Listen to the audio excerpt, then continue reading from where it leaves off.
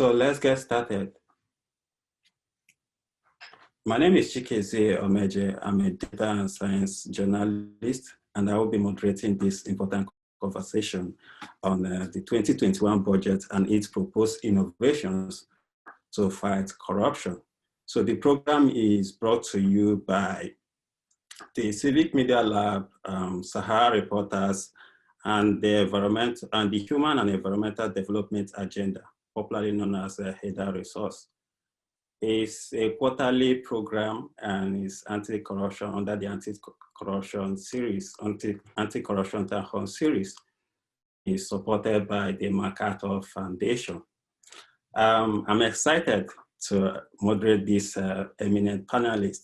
I know some of you have been doing some fantastic work on budget, and it is very important that we discuss this important sector of our development. So without wasting much time, let me introduce the panelists so that we jump right into the conversation. I have with me Tope Fashwa. He is an economic expert and the former presidential candidate. Thank you for joining us, Mr. Fashwa.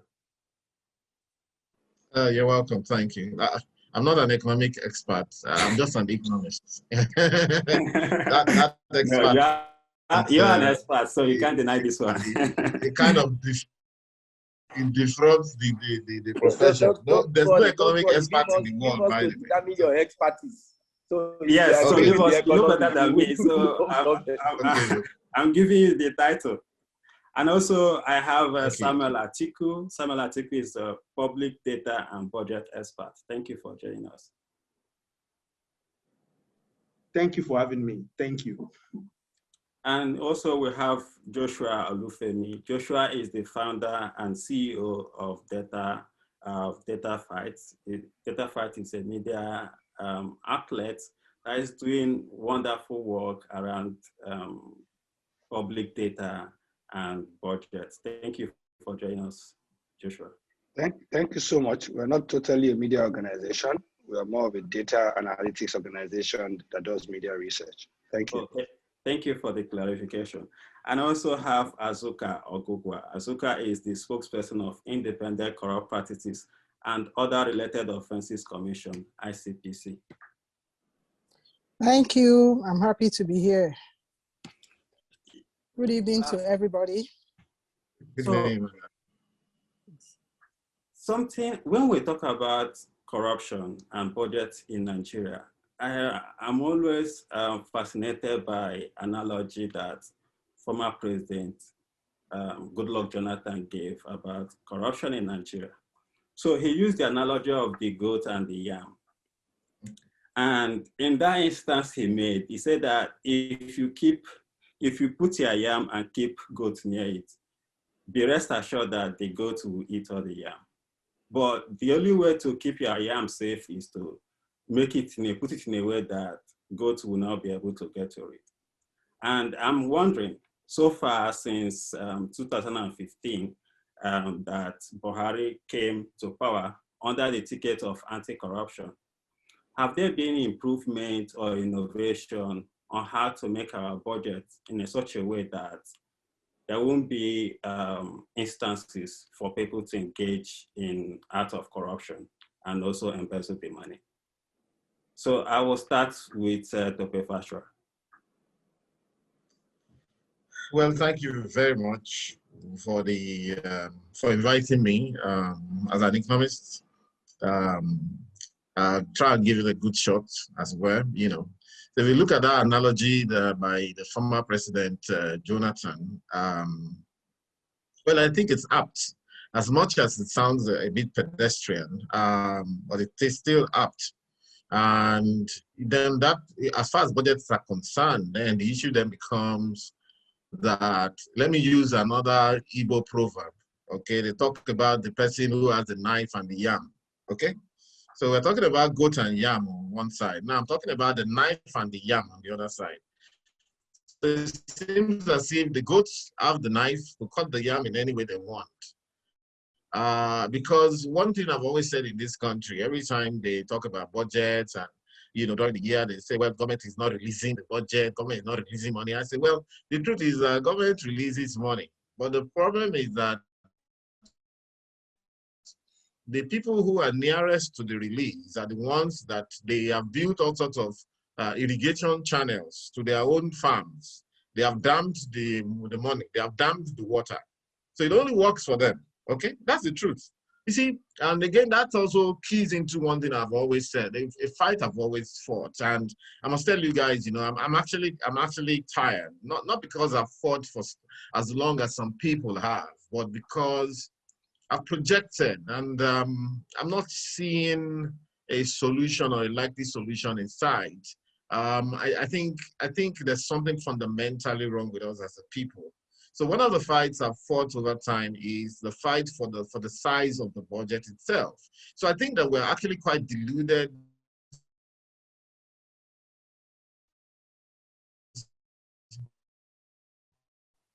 These are not organized. Our country is not particularly, if you ask me, a place that people would like to visit, even within Africa. I mean, for the first time about 3 weeks ago, I passed through Egypt, okay, Cairo, and I had a 22 hours layover, and I had to go into the city of Cairo within Africa. And that's when I realized why those guys in North Africa, if Cairo was like that, what about Libya? Pre-Gaddafi, which had 73% human development index, the highest in Africa. In fact, as we speak, still one of the highest. What about Algeria? What about Tunisia, Morocco?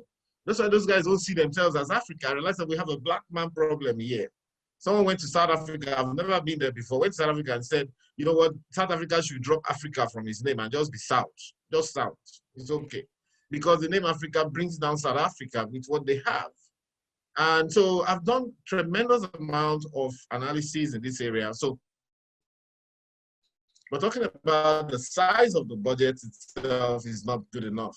That means we're not dreaming big enough. Okay, we have one of the lowest budget per capita in the world. Okay, we're talking about, you know, on a year per person in Nigeria. That's a federal budget, and the state budgets are nothing to write about apart from the fact that they are totally opaque. Under Fashola, sometimes they will publish the Lagos State government budget. Every we try sometimes. Sometimes you see some things in the paper, but the rest of the states, you know, are totally, you know, in the dark. You know, there are people like the dark about what's going on in the place. So that's the case of leaving the yam with the goat and giving the goat enough knives. So the goat we have here is not just biting the yam, you know, haphazardly. It's skilled enough to cut it to very nice slices and eat it all up. I'm saying that, you know, because the budget itself, you see, people don't understand the meaning of budget.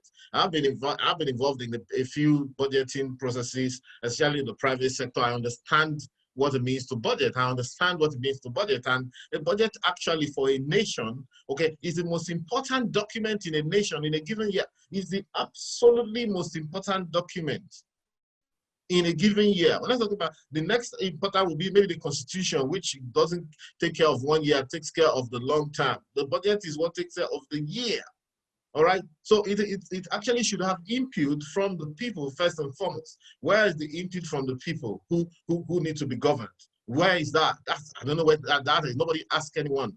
And secondly, this budget is so small, $130 per annum, meaning that $130, which translates to, even now that Naira has fallen, maybe, you know, give or take about 60,000 Naira or something of that sort, okay, is what government has planned for each of you, for your security, for your education, for your hospitals, your health, for your policing, for your everything, for the roads. 60,000 Naira per annum is what the government has planned for you. So the truth is that the budget is so small and so unimaginative that the people who administer the budget just realize that, man, there's no need even trying to use this budget conscientiously for the people. Why not just embezzle it? And everybody, I mean, so we shouldn't be having billionaires in government. I mean, how come the people who in this country, the richest people are those who work in government? Okay, and I'm glad the ICPC is here. How come that, you know, the richest and the most comfortable people, in fact, apart from people, even apart from corruption, how come we have this dichotomy in government of of the people who work in the what they call the super parastatals and the ones who work in what they call the core service, where the guys who work in the super parastatals are earning maybe 20 times what the other guys earn on paper, officially. And you then wonder what entitles someone working in a so-called super parastatal to be earning millions every month. A PAMSEC probably earns, last time I checked, the most senior director in the service earns about 5.4 million per annum. Okay, the last time I checked, grade level 17, step 9, they could have increased it a bit. So 5.4 million. Net of tax, that's about less than 400,000, or maybe 450,000. And that is someone who has worked for 32 years, waiting for 2 or 3 years to retire and go. Meanwhile, mind you, the man has children in Harvard, where they're paying $60,000 per annum per child. He has another in Oxford, yes, where he has to shell out about 40,000. So I'll soon land, Chikeze. So basically, so you see, you've got a multifaceted problem here, a multifaceted problem. If I haven't even started talking about what I wanted to talk about today, but I'll let other people speak in 1 minute, okay, or less than 1 minute, so that people can also add their own views as well. So the problem we have is that it's not that the goats are eating our yam, but we don't have enough yam, and then the goats are very skilled. These goats have knives to cut the yam in different ways. In fact, in a very legal way. So nothing gets to go out. I mean, the person sitting down approving the contract also moonlights and has companies already. Listen, when we left school, usually for those of us who left school in the early 90s or late 80s, nobody will touch the civil service with a long pole. A lot of us were looking for work in bank and oil company. Now I'm telling you that the richest people, the most highly paid people now today, they officially work with government. Not to talk, and then they have opportunity to do and undo. So the money never gets to the poor man. That's the truth. All right, if you see some schools in this country today, in many schools, even if they have two teachers. In Port Harcourt just last week, Port Harcourt, as enlightened as Port Harcourt is, okay, the students were demonstrating that for how many years they have refused to employ teachers for them. If they have 2 teachers, 3 teachers in the whole school, if you go to the north, 1 teacher, many schools convene every day, they don't get taught. So anyway, look at all the constellation of all the things that are happening in this country today, protest here, insurgency there, problem everywhere. Maybe we'll get to a point where everybody will sit up. Thank you very much for. All right, thank you very much. So before I go to other panelists, please permit me to introduce Olariwaju Suraj. He's the Executive Director of Human and Environmental Development Agenda, HIDA Resource in short. So Olariwaju, sorry for introducing you late. Originally, we didn't plan to put you in the panel, but you being... Yeah, I'm not supposed to put the panel, so don't impose me on the panel. So yeah, but you being, with the experience you have so far, I think you'll be able to share your experience with the panelists and also contribute to the conversation. So please, even if I don't direct a question to you, feel free to jump in at any point. All right. So thank you so much. Thank you for the work. All right, so Joshua, let's look at the allocation to ministries, departments, and agencies of the federal government. So the allocation to these MDAs are often done through 4 major accounting processes, which include the service-wide votes, capital supplementation, constituency projects, and the appropriation at ESEF. For the sake of information for our audience, could you please explain these 4 processes?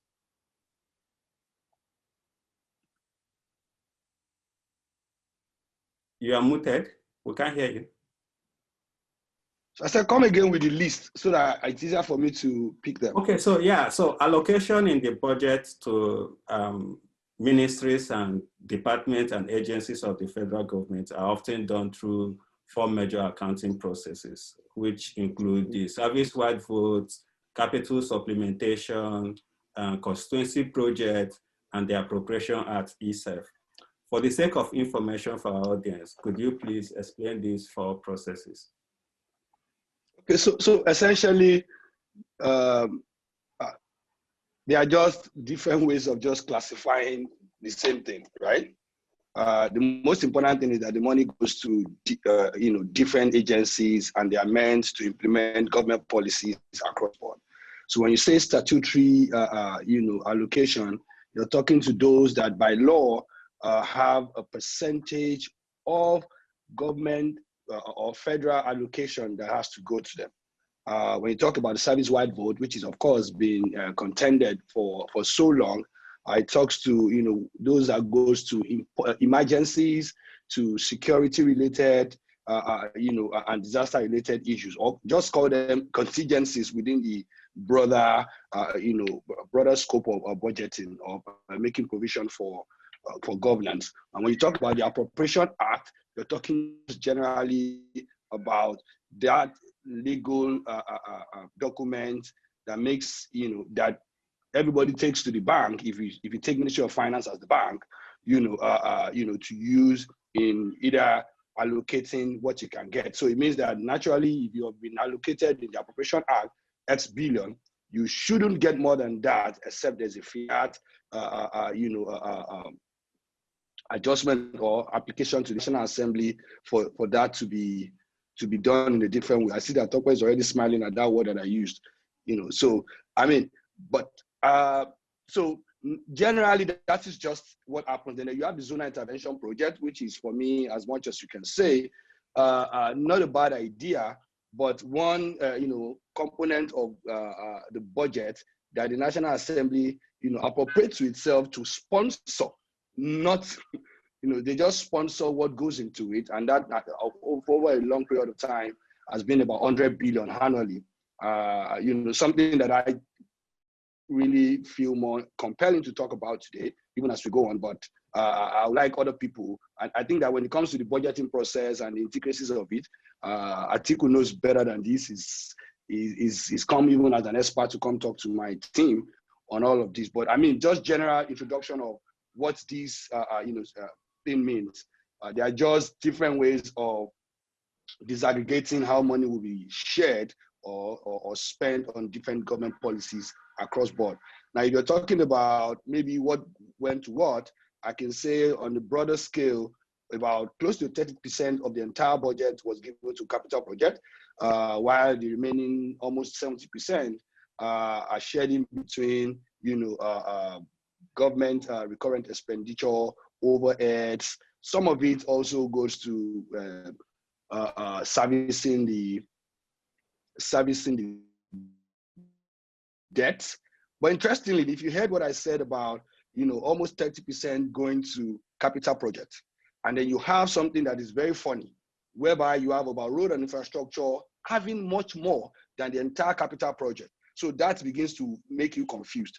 So what you are allocating for infrastructure, road and construction, is about 4.1 trillion. And the entire capital project, as it is described, is 2.0083 trillion. So what is that saying?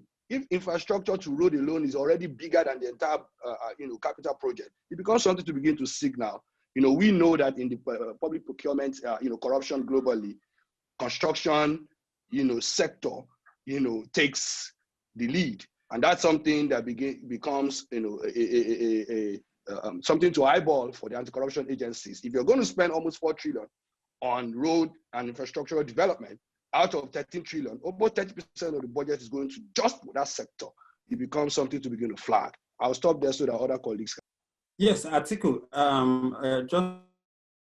just jumping in, I've looked at the national budget for quite some time now, and something I really can't get to understand is the service-wide vote. I realize that a huge chunk of the budget goes to service-wide vote, and you can't really, know exactly what this money is meant for. Can you explain why we have service-wide votes and why we allocate such huge amounts of money to service-wide votes? Yes, I think it's purely an administrative issue that have given birth to a lot of corruption.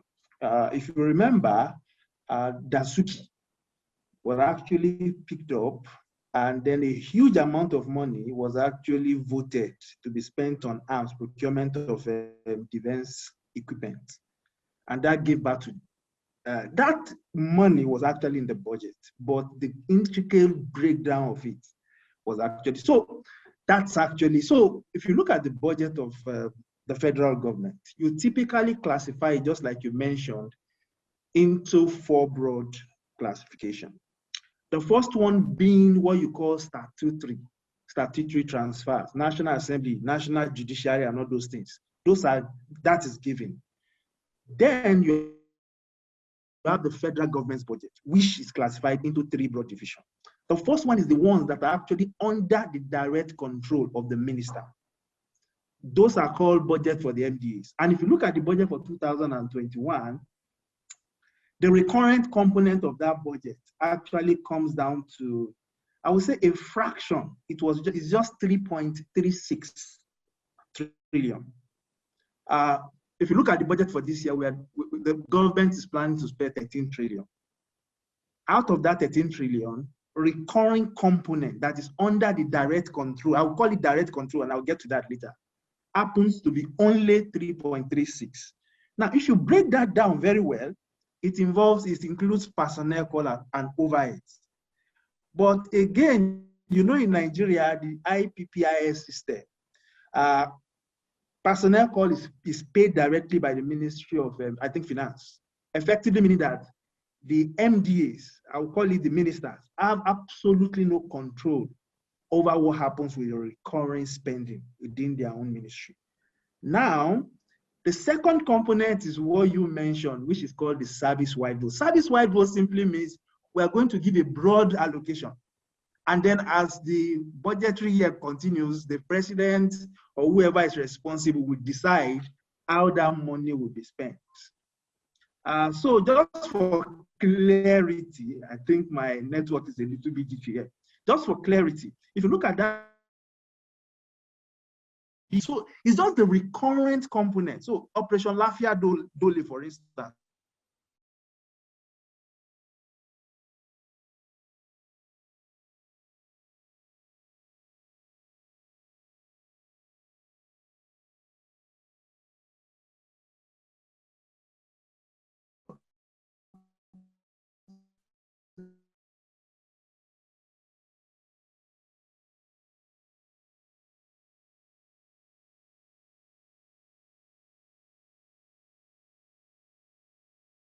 supplementation.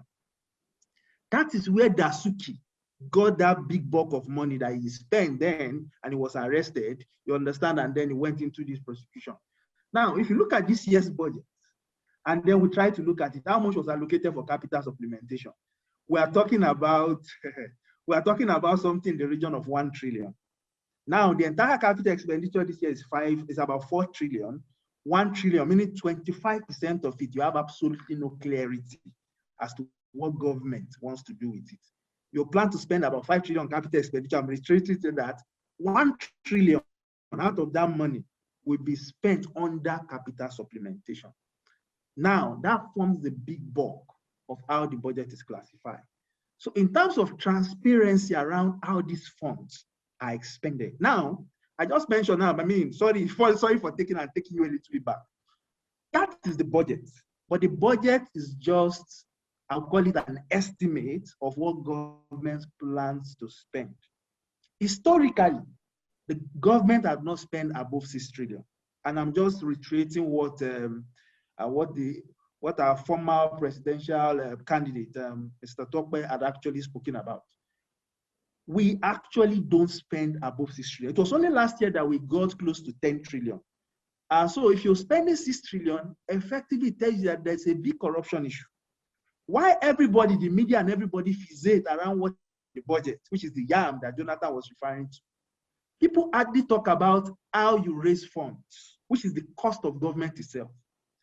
I'll give you a classical example. If you come to Lagos State, for instance, and you go to a market, the Lagos State government appoints people, give contractors money. I mean, they give them contract to collect tax on behalf of Lagos State in those markets. Now, if you look at the audit report, of course, which is very, very difficult to come by, it is clear written there that it will shock you to know that sometimes to collect money in this. So, I mean, I remember reading a report in 2013, which was again wanked out of public domain. You give an entire market, you give them a target of 1 million. The person that you gave the contract to collect money raise revenue within a market environment. You're giving him a target of 1 million, and then the person automatically pays you upfront. The cost of collection is not part of it. So if you want to even raise 1 million, of course, you need funds. You need to print receipts. You need to pay personnel. You need to do that one. This man was so happy that he decided to even give Lagos State government the cost of collection. Effectively tells you something, that there's a big corruption happening within that space. The reason why he's paying you 1 billion is because he's going to make way more than 1 million. And that is never captured. So ICPC cannot hold anybody responsible. ICPC will typically look at accounts, right? They look at accounts and they ask you questions. How did you spend this money? But if the money in the first instance did not get into the account, the process of actually raising this money, most of the money had gotten into your pocket. How do you hold those people responsible? So just like Mr. Tokwe and then Joshua actually mentioned, the broad issue that we're talking about is massive. I recall there was a member of the National Assembly that said, oh, that the revenue of federal government is in the threshold of about 14 trillion. Just to shock you, the federal government's revenue historically has not gone above 4 trillion. It has never got. The only time it got above 4 trillion, 4.2 trillion was in 2019. And it was because of extraordinary issues. Last year, it was 3.9 trillion. Now, somebody, a member of the National Assembly, saying that the revenue is in the threshold of about 14 trillion. It tells you a whole lot of things. That the biggest bulk of corruption is happening even before revenue are recognized. And unfortunately, of course, there's ICPC here, there's EFCC. Nobody has done anything to address that issue. The only thing you hear the president talking about is TSA. And that TSA means absolutely nothing to people that are very smart, that can actually boycott the system. Most of this revenue are paid with cash. You can always boycott. You can go outside that. So I would mention, to close this thing, I would say the biggest bulk of corruption that is happening in Nigeria today is the process of collecting government revenue. It is not when the revenue has been collected. And of course, if you look at it, go to NIMASA. You see the MD of NIMASA spraying money at one point in time. Where did he get the money? If you look at his account, the account is clean. It is before the revenue was recorded. If you go to FAN, the biggest bulk of corruption cases, if you look at it trajectorically, is before the revenue. And that calls to question why we set up the National Financial Intelligence Unit. What is that unit doing? Why are we clamping down on people if the federal government, through the central bank, can clog the neck of people that are protesting because of police brutality? And then you're shocking them their account. It is simple. These cases are known by government. It is just a lack of will to address this issue. I think let me rest my case here. We'll come back. All right, thank you, Sama. Azuka, your video is not on.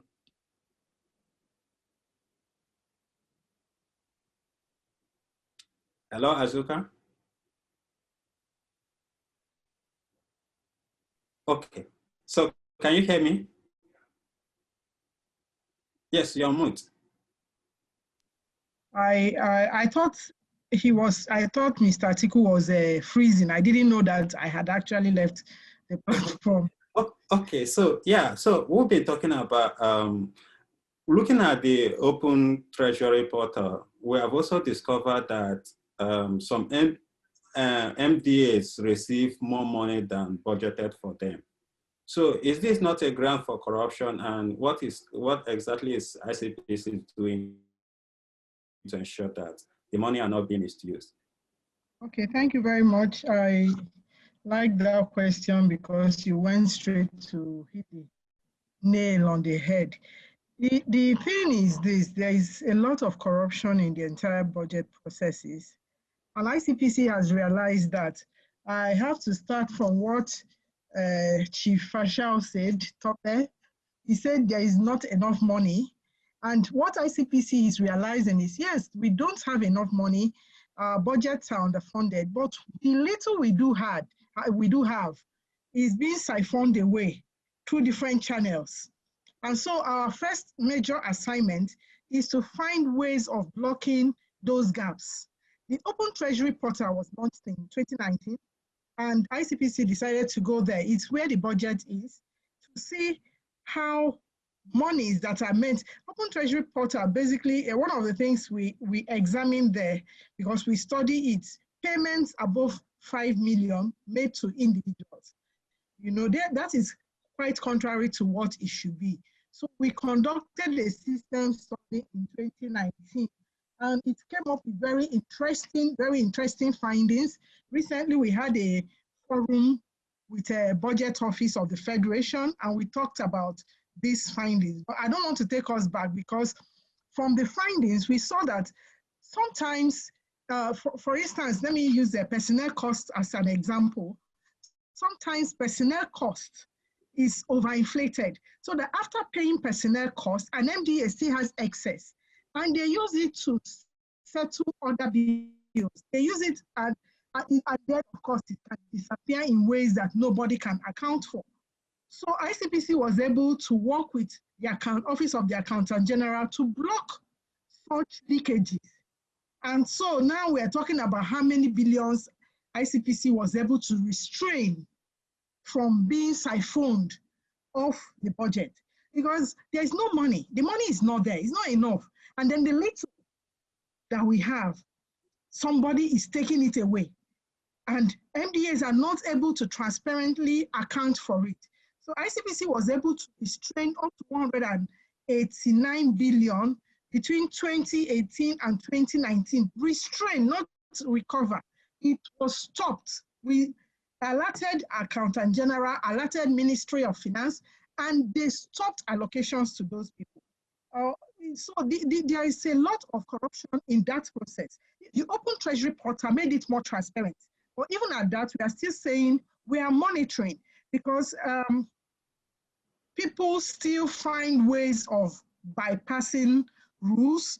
You are not supposed to pay up to 5 million to an individual for any project. So what do MDAs do? They pay 4.9 million, 4.8 million, and then there are several layers of that. So ICPC was able to find out, and we raised the red flag to the Accountant General and to the Budget Office and to the Ministry of Finance. All the relevant agencies were working in partnership so that they could block these loopholes. They could restrain the money. They could call the MDAs to order. You don't wait until after the money has taken flight. Then we start chasing after it. And at the end of the day, you might get some people arrested. You might even get them jailed, but you might not recover the money. So we decided to go that route of making sure that we stop. Now, we are talking at the level of these MDAs. They're not talking about the level that Joshua and Mr. Atiku spoke about. We're talking about the level of the MDAs. So we are still planning in 2021. A lot has to be done. That is why we started with this partnership with the Budget Office. And the meeting we held on the 17th of February, just last week, Wednesday, had in attendance directors of finance and accounts of federal MDAs, their internal directors of internal audit. So we had the people who manage the funds on those platforms. We had them there, and we told them plainly, the Honorable Chairman of ICPC, Professor Bolaji Owasari, told them plainly that they are the ones that have the time at the yam, as we started off illustrating, you know. So we know what they know, and we know what they do.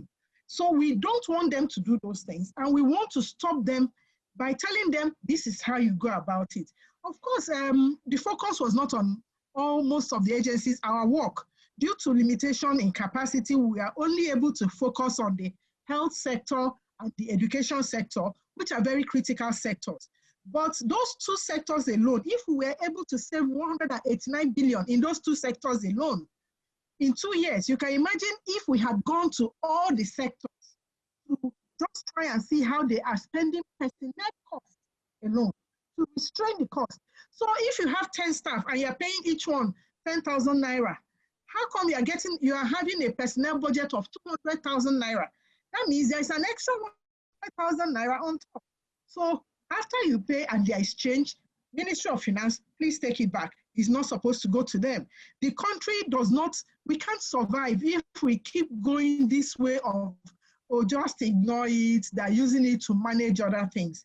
Many of them raise some issues, and the issues were that they have some items, they have some issues with payments that are not captured. They don't have any subheads. Some of them, they call them some of these locum that doctors do, and some contract services. There is no budget head, no provision for that in the budget. And so looking at that, part of the recommendation we made and we made to the Ministry of Finance is that they should create a budget head for some activities. And they should cash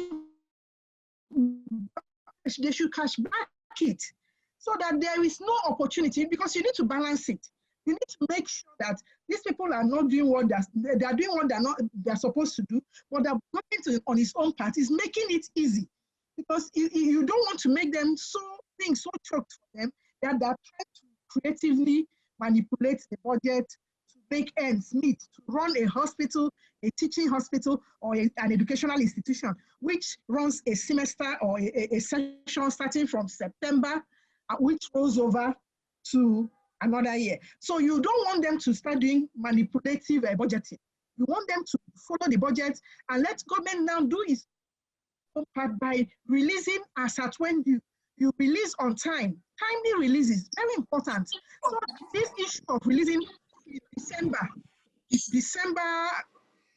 second week of December, third week of December, you get fourth quarter allocation. How can you spend a whole quarter's allocation in 2 weeks? So these are some of the things that we found out from our studies.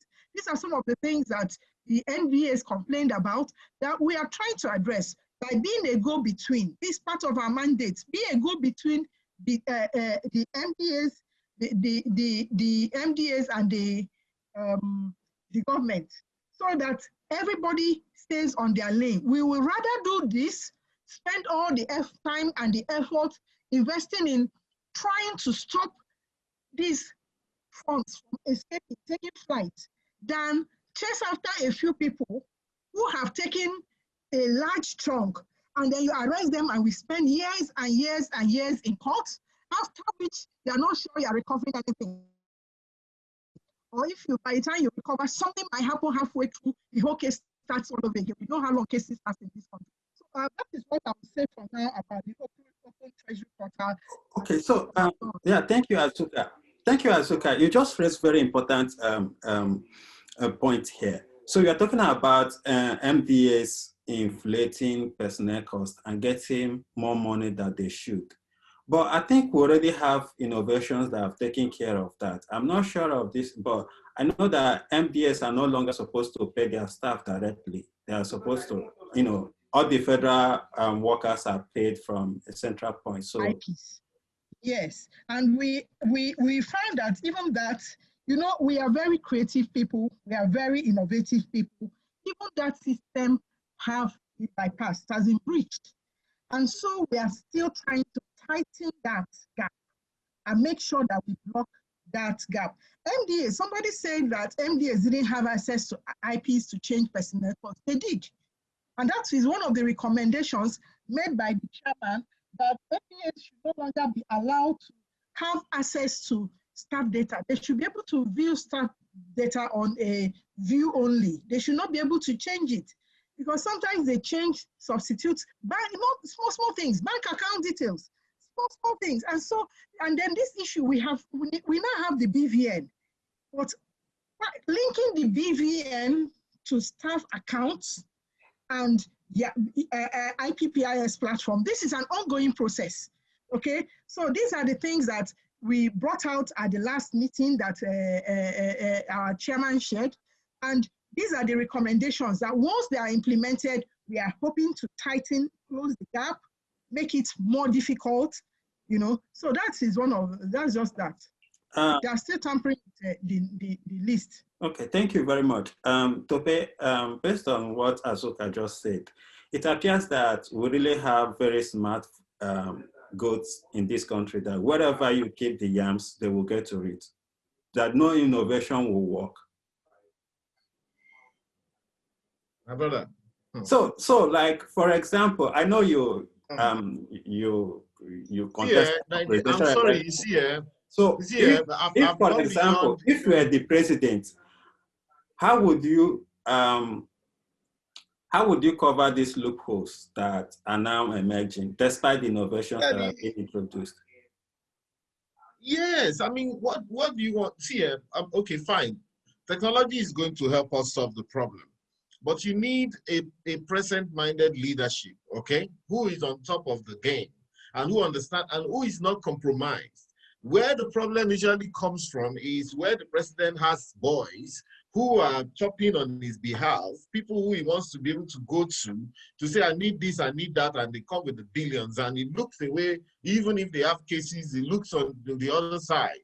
Okay, then that's where everything breaks down from there. When this Buhari came in 2015, people started sitting up. Really, I must tell you, I went to the secretariat around that time. I realized that everything started working. They were coming to work on time. The turnstiles that let people in started working. Everything started working.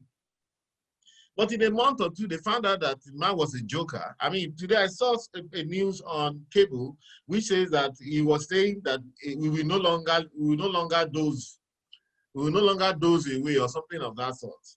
We will no longer doze. Now they will wake up.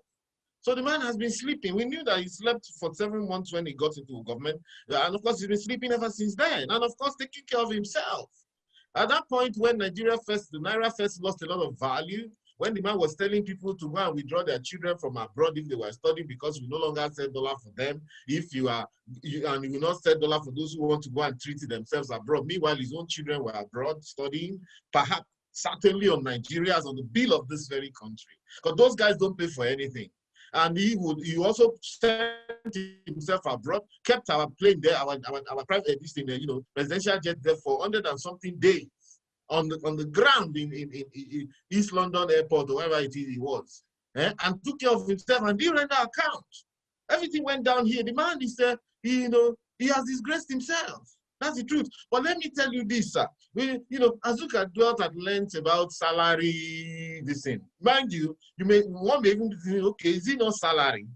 Even though salary in 2021 budget is 5 trillion, okay?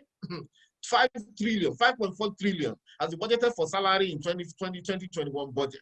The entire revenue we want to get is 7 trillion, out of which we use 5 trillion to pay salaries. Then another 3.5 trillion will be used to service the debt. Okay, when we now acquire another 5 trillion of debt. Is it not a joke? I mean, it's beyond a joke. We would have laughed if not that we are supposed to be crying for our children unborn. Lee Kuan Yew will say that, look, when we talk about democracy and that the fact that majority should carry the day, that the majority of the people in any country are the children yet unborn. So who is going to vote for the children yet unborn? If the children yet unborn if the children yet unborn would comment about the things that we're doing today, they would say, no, please don't acquire new debts on our neck. They would say, no way, this is not the way to run a country. We're not talking about I mean, whether she or Atiku or someone spoke about, some of the some of the bigger fraud coming from revenue generation. That's a different ballgame. Now, let me say this, Chikezie. Remember that the theme of this very discussion is Budget 2021 and the anti-corruption initiatives embedded therein. When I saw that title, I felt, you guys are quite optimistic. You're actually assuming that our anti-corruption initiatives embedded in 2021 budget. So I started doing my research. Of course, I knew there was one. Okay, and that one is that the budget of 60 government-owned enterprises will now be incorporated into this one. Now, it is meant to see as a revenue generation, gimmick, but it is actually an anti-corruption gimmick. Because before now, and up till tomorrow, I must say, those GOEs, those government-owned enterprises how do they say, they are the ones that they make the money and then they spend the money. You see them spending 95%, 99%, 100% of the revenues they generated. Now the government is trying to say, okay, they themselves are tired. But a joke. BVN has become a joke. We are very smart thieves. But you see, where do we start? I cannot blame the leaders anymore. I'm actually giving up on even the average Nigerian, including there are youths involved in some of these things. They are the ones that are the tech guys who help them to compromise all of these things as well. They're young Nigerians. All of us will come out and say, this country is a rubbish country, and all of that. But when it comes to making money, and look, even we're not learning through Corona, the fact that people are dying, that shouldn't have died, and we're seeing the futility of life. It's not enough to deter Nigerians. Okay, so I made some points. What they wanted to do is to have to match the accounts or integrate the accounts of 60 government-owned enterprises. I don't know. I'm not sure they didn't mention which GOEs those are. Is an MPC included? My brother, I'm not sure. I'm not sure it will be included. Those guys are in a special category. They're a country on their own. But but the truth is, look. So that is one thing they said they want to do. But you see, I've even seen instances where government will pass this kind of policy, and when it gets to implementation, it will be frustrated. I've seen it. But I'm also asking, there are more than 1,000 GOEs. Oronsaye used to complain about 521 GOEs, government-owned enterprises, different MDAs and all of those people. There were 521 under Oronsaye, and they were saying they should match some of them. Now there are more than 1,000. In every bill that is passed in the National Assembly, one new parastatal is created, doing nothing. Guys are there appointing themselves as board member, buying Prado and this is for the chairman of the board, everybody sitting allowance and all. It's lack of imagination because the thing we don't have.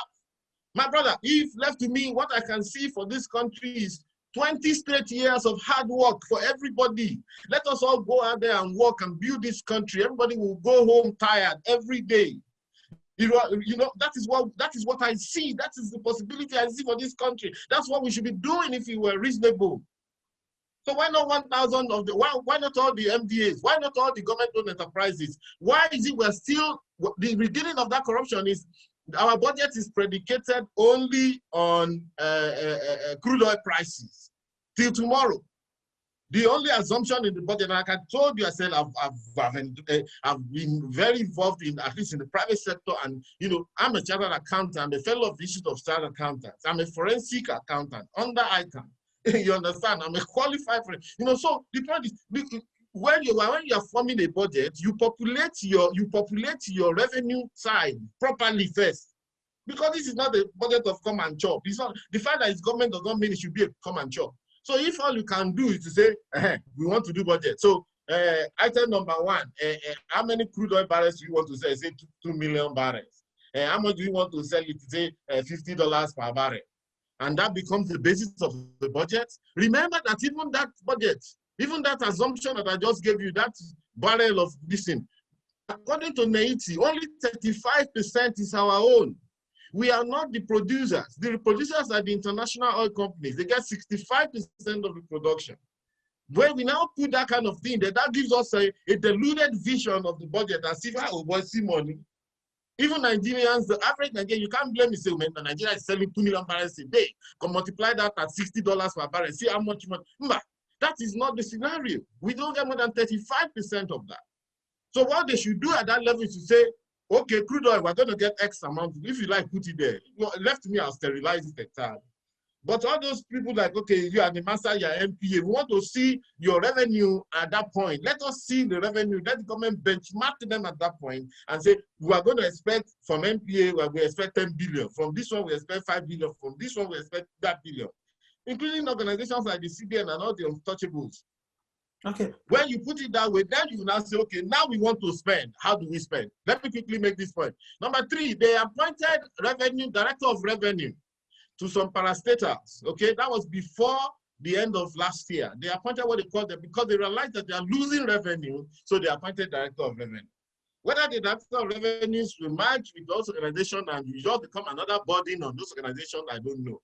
But the OAGF and the Minister of Finance, they appointed director of revenue. All of that is to admit, it's an admission of failure. Number 4, the bribery to get, do you know that even within government, they pay bribe to get at their allocations? Do you know? I was speaking with a director of the parastatal just last week, and they told me, they said, look, they want to get CCB form, this one to declare the asset. Do you know to declare that asset, that form, you have to pay a bribe to get it?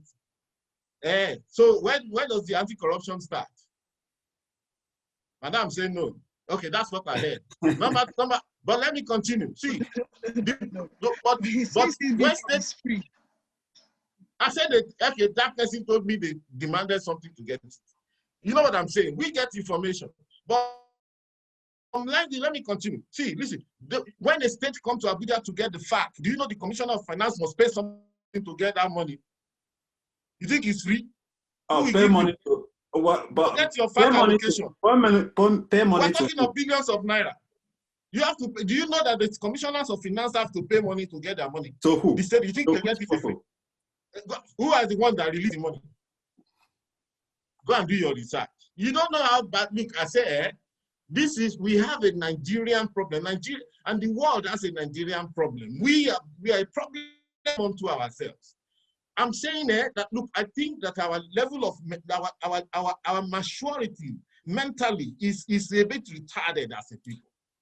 Forget all this Buhari, he doesn't know what he's doing. When people want to get to the government, they don't even have a plan, they can't think on their feet and all that. They voted for him. I contested in that election.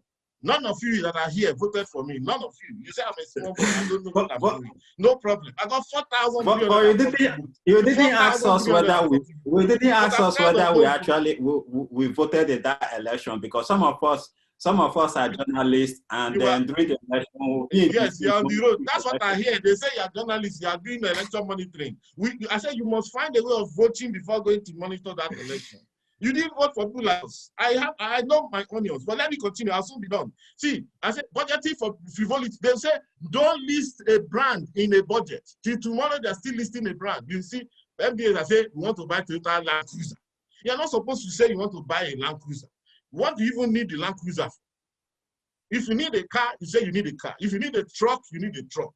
You have no right, according to the Fiscal Responsibility Act, to put a brand inside that this thing. But they do that. And so we're feeding Japan. We have Innocy in there. Nobody's buying from them. At least not at the rate they should be buying from Innocy.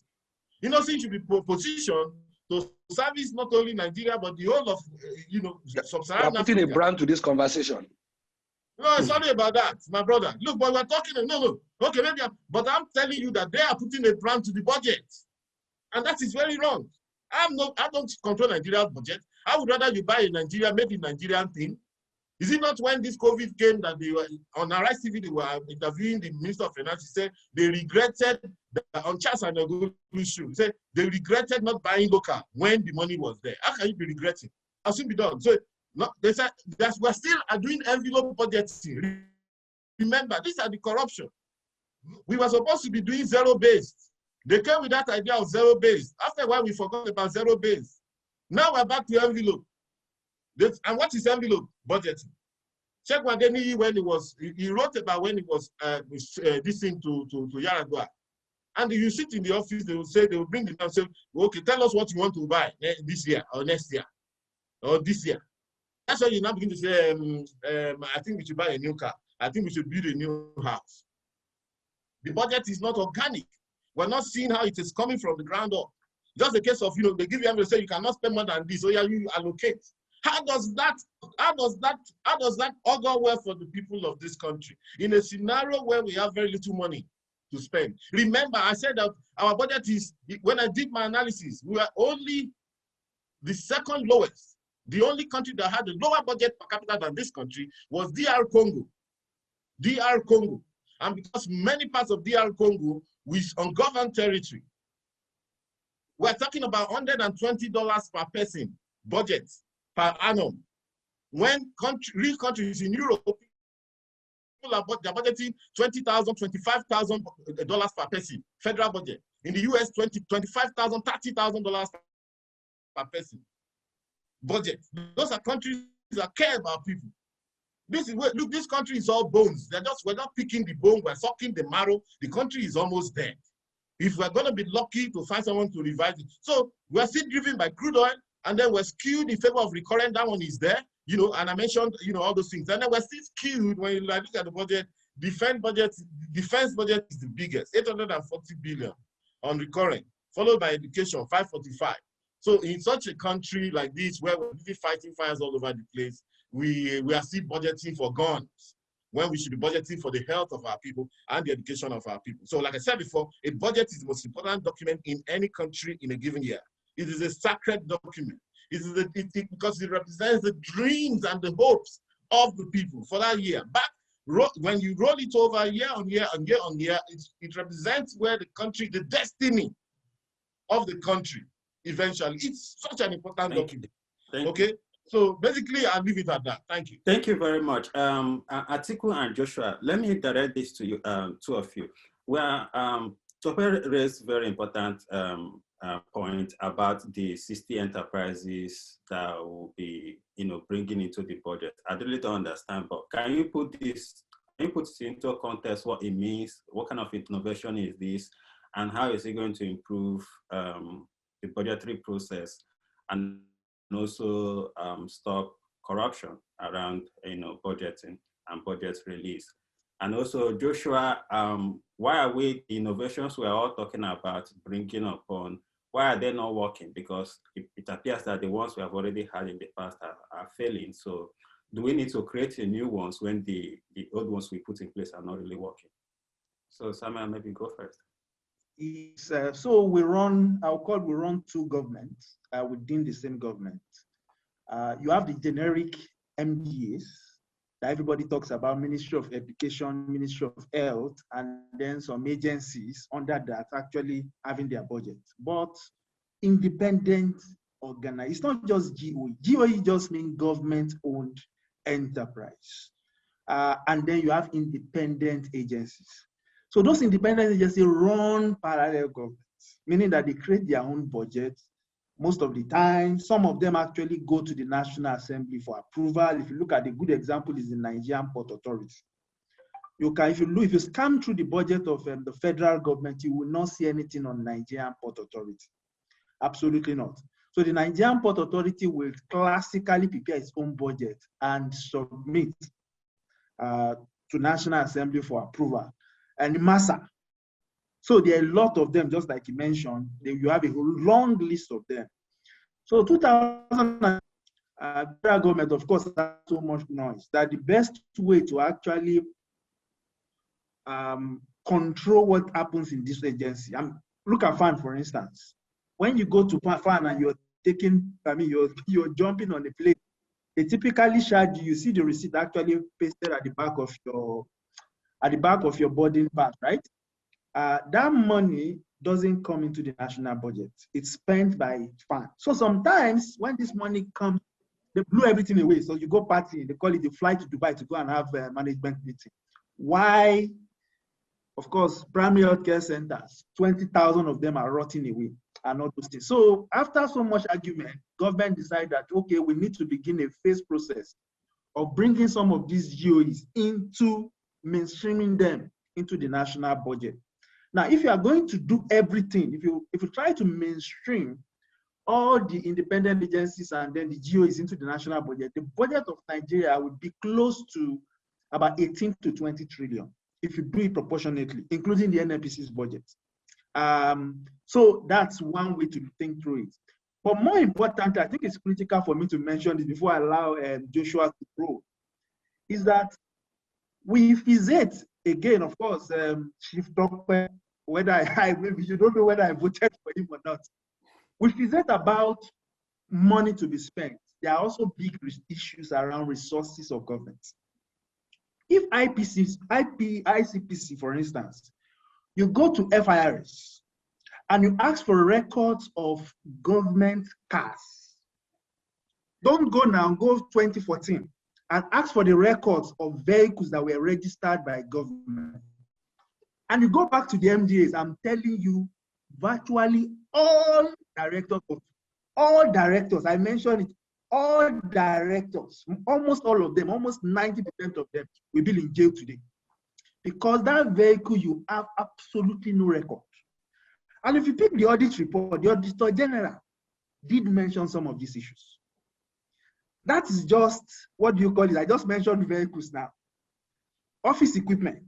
Most of those things that grown leg and disappeared. If you go to, in fact, it's not uncommon. If you go to most of the directors' houses, the ACs, fittings and other things running are government property. So aside from the money, resources of government, I once asked, please, do you have records of the vehicle, the total fleet? If you go on the GSA in the US, for instance, that's the General Service Administrator, the GSA, they give you a complete record of entire fleet of governments, federal government cars. I can tell you, so if you steal one, they know automatically. In Nigeria, we have no such record. And it's not technology, it's just Excel.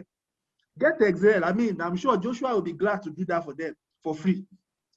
Get all the old records, and then you mine all the data, and then you ask questions. Where are these vehicles? You inspect it, and that's apparently the job of an accountant. You should do that every year. But those things have grown wings. That's just one. Two, and that's at the national level, inside the budget. If you go to GOEs, you will cry. What has happened in there? So to put everything together and then to run this thing, I will say why ICPC concentrate on the MDA. We need to actually, in fact, if you can find just 20 lawyers, I'm sure Joshua will be glad to train them up on how to find some of this information. And I'm 100% certain that they will do a lot of work. In fact, they will be so happy to prosecute a lot of people and then get them in, put them in jail. The moment you start doing that, of course, it only creates fear. The most important bit of it is to create systems and process to prevent that from happening. And that includes having a very powerful personnel monitoring system. In front, at a point in time, we're putting installation in front of government offices. When you come in, you clock in, you clock out. The report that is generated, have ICPC looked at this report to see whether we are paying for services not rendered? That's one. Two, resources. I mean, you go to a minister's office. The office is bigger than the palace of the Queen of England. Absolutely waste of resources. Houses that have been built. Remember, during the monetization policy of Obasanjo's era, there are some houses that were never sold. Those houses are occupied today. Who are the people occupying those houses?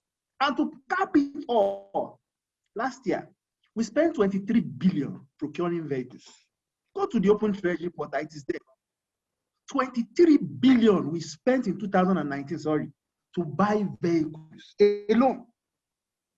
Question, how much did we spend on health? Then you begin to shake your head. Resource misallocation, and that is the bedrock of corruption. My own definition of corruption is when you use your own power, right, to appropriate resources for your own comfort at the detriment of the population. That is my own working definition of corruption. I know the ICPC's definition may differ slightly, but I see my own interpretation of corruption is that if you use your office to aggregate wealth to yourself or comfort to yourself at the detriment of the population, you are absolutely corrupt. And I'm sure the president himself have a lot of questions to answer about that. Let me pause and then allow Joshua talk to this issue. Yes, Joshua, please talk to us about the innovations we are seeing in this 2021 budget, and then the past innovations. Why are they not working? Why are these innovations being circumvented? And what can we do going forward to ensure that let me see what okay, just wait. Can I go on? I think Suraj wants to say something. I don't know. Okay, just go. So I mean, just generally talking about, I don't know, innovation that comes into the budget, and I think we started this just before we came online. I think that the only thing that has probably been innovated is what Tokwe mentioned earlier, now putting brand of products to be bought, so that we can say, oh, see, this is the price that they sell it in the market to. And now you can see that we are not really inflating the price, even though, like Atiku said, you don't even know whether those things are bought at the end of the day, or, these are just numbers to, for the National Assembly to get more confused about why they are approving at the end of the day. But I mean, just generally talking about what should be innovated.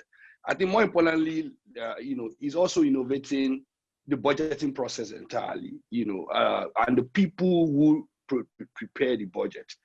I think those are issues to talk about when you're talking about innovating the budget. These guys just copy paste what happened last year and, you know, bring it back, just adding some 3%, you know, work. I think we need to also talk about innovating, you know, even the presentation of the budget to the public. Why haven't we stopped, you know, giving us only PDF documents of about 1,500 pages of a document? It makes it difficult for analysis to be done.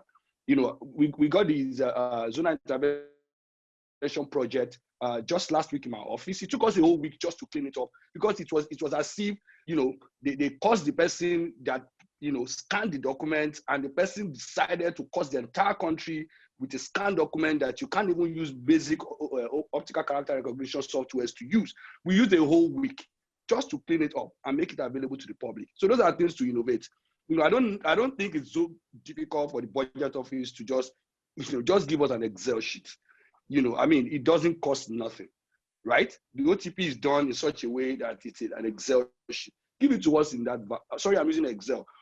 I mean, you know, spreadsheet entirely. I think that's something to first innovate. The other thing is also to begin to think about, you know, giving us, you know, geolocation information to those things. So when you say 5 states in Nigeria are going to do something, where am I supposed to be going about 5,000 kilometers and be looking for the project all over the place? I don't know how, you know, ICPC does its own, how they go about the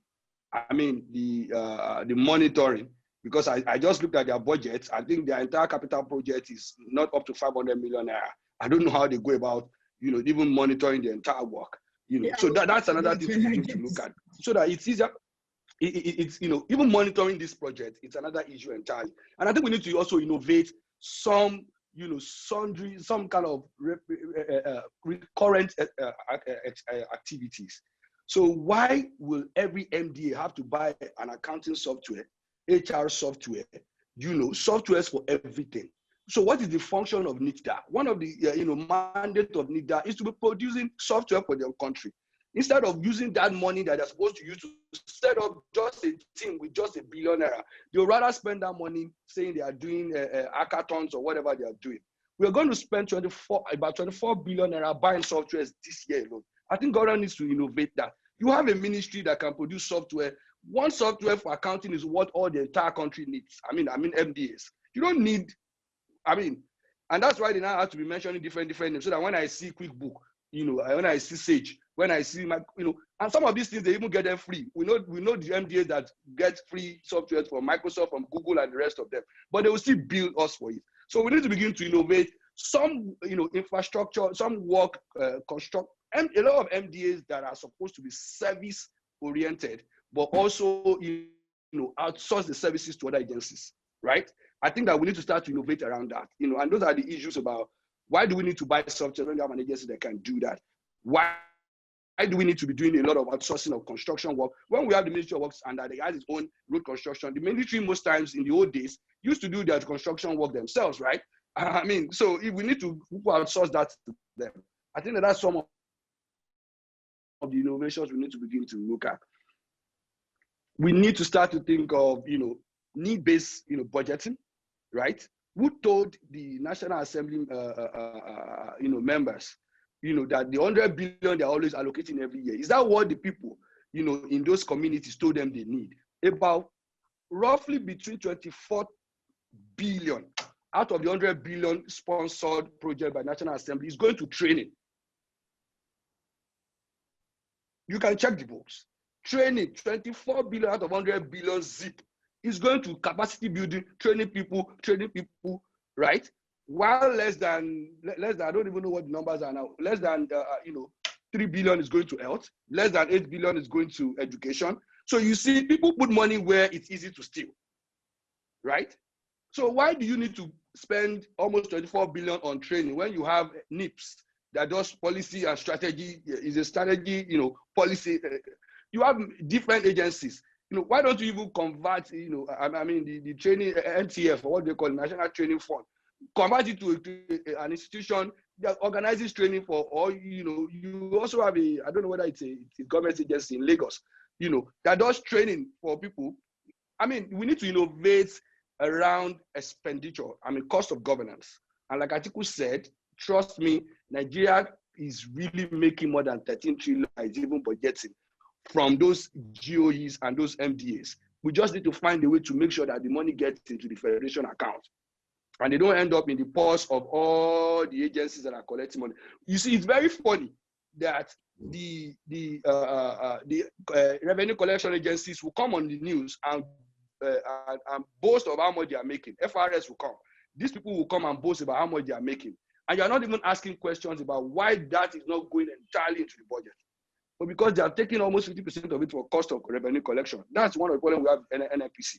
What it charges the government for revenue collection, what it charges them for retained revenue, you know, what it withholds as you know, from its profit is even more than, you know, what the government gives it for operations. So we need to kind of innovate around revenue collection, cost of governance, you know, I mean, you know, and a lot of things that government agencies can offer themselves. I don't know. So why all the problems? You know, we need to innovate the civil service itself entirely.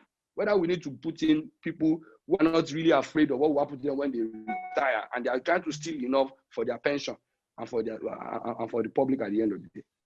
Okay. Yeah, thank you very much, Joshua. Azuka, can you turn on your video? I know that ICPC is laying emphasis on prevention. And is there any cooperation between ICPC and the Budget Office and also the Special Duties Office, you know, in ensuring that when this budget is being prepared, you know, those loopholes for corruption should be blocked before even releasing the budget to National Assembly for approval? Thank you very much for coming back to that. Yes, the emphasis is really much on prevention. And because we have seen that we have achieved more results with prevention than enforcement in terms of that. And then the emphasis is also on the collaborations.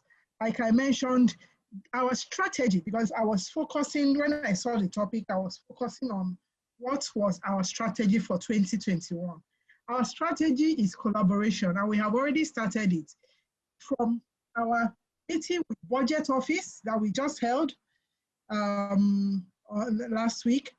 We are going to monitor in partnership, tracking and monitoring of budget implementation. We have been doing it. We have been doing it on our own. It's part of our mandate for system study and review. But now we are partnering with the Budget Office of the Federation to track it. We are limited. I can't talk about the capacity of ICPC here. So we don't have all the staff to go to all the locations. Like Joshua just mentioned, he mentioned geolocators. And I remember that when we do track zonal intervention projects. When we track zonal intervention projects, we give our trackers a tab that has a geolocator, so they are able to actually tell us where they found the project. Like he said, you can't just keep going all around the place. So our strategy right now is collaboration with Budget Office of the Federation. We are doing that. Of course, we're already working with Ministry of Finance, Accountant General, but specifically with the Budget Office of the Federation. We are going to be working together to track projects. We are already tracking projects. We're already tracking zonal intervention projects. Mind you, we started that in 2019. We know, because limited nature, we can't cover everywhere. Whenever we want to do anything, we have to think of collaborators, we have to think of partnership. And that was where we started collaborating with CSOs, we started collaborating with the media. When we go on our tracking exercises, we go in teams. We go with the media, independent of us, we go with CSOs. The projects we track are not determined by ICPC management. It is determined by the tracking team. The only thing is that they have a limit because we can't track all the budgets, all the projects everywhere. They have a limit, 100 million and above, in the education sector, in the health sector, and in the agri, when we are tracking projects, because we want those projects that really touch on the grassroots. So we limit our scope to agri, education, and health, so that when we go, we are focused on these three areas. And because we want to keep our work. I mean, many people in the course of knowing we're on the field, we get a lot of calls. Hey, come to my place. We have this project here. We want to know where is our call. We get all these and we tell them, okay, fine. We will not just run around the country answering calls on an ad hoc basis, picking up calls, tracking everything.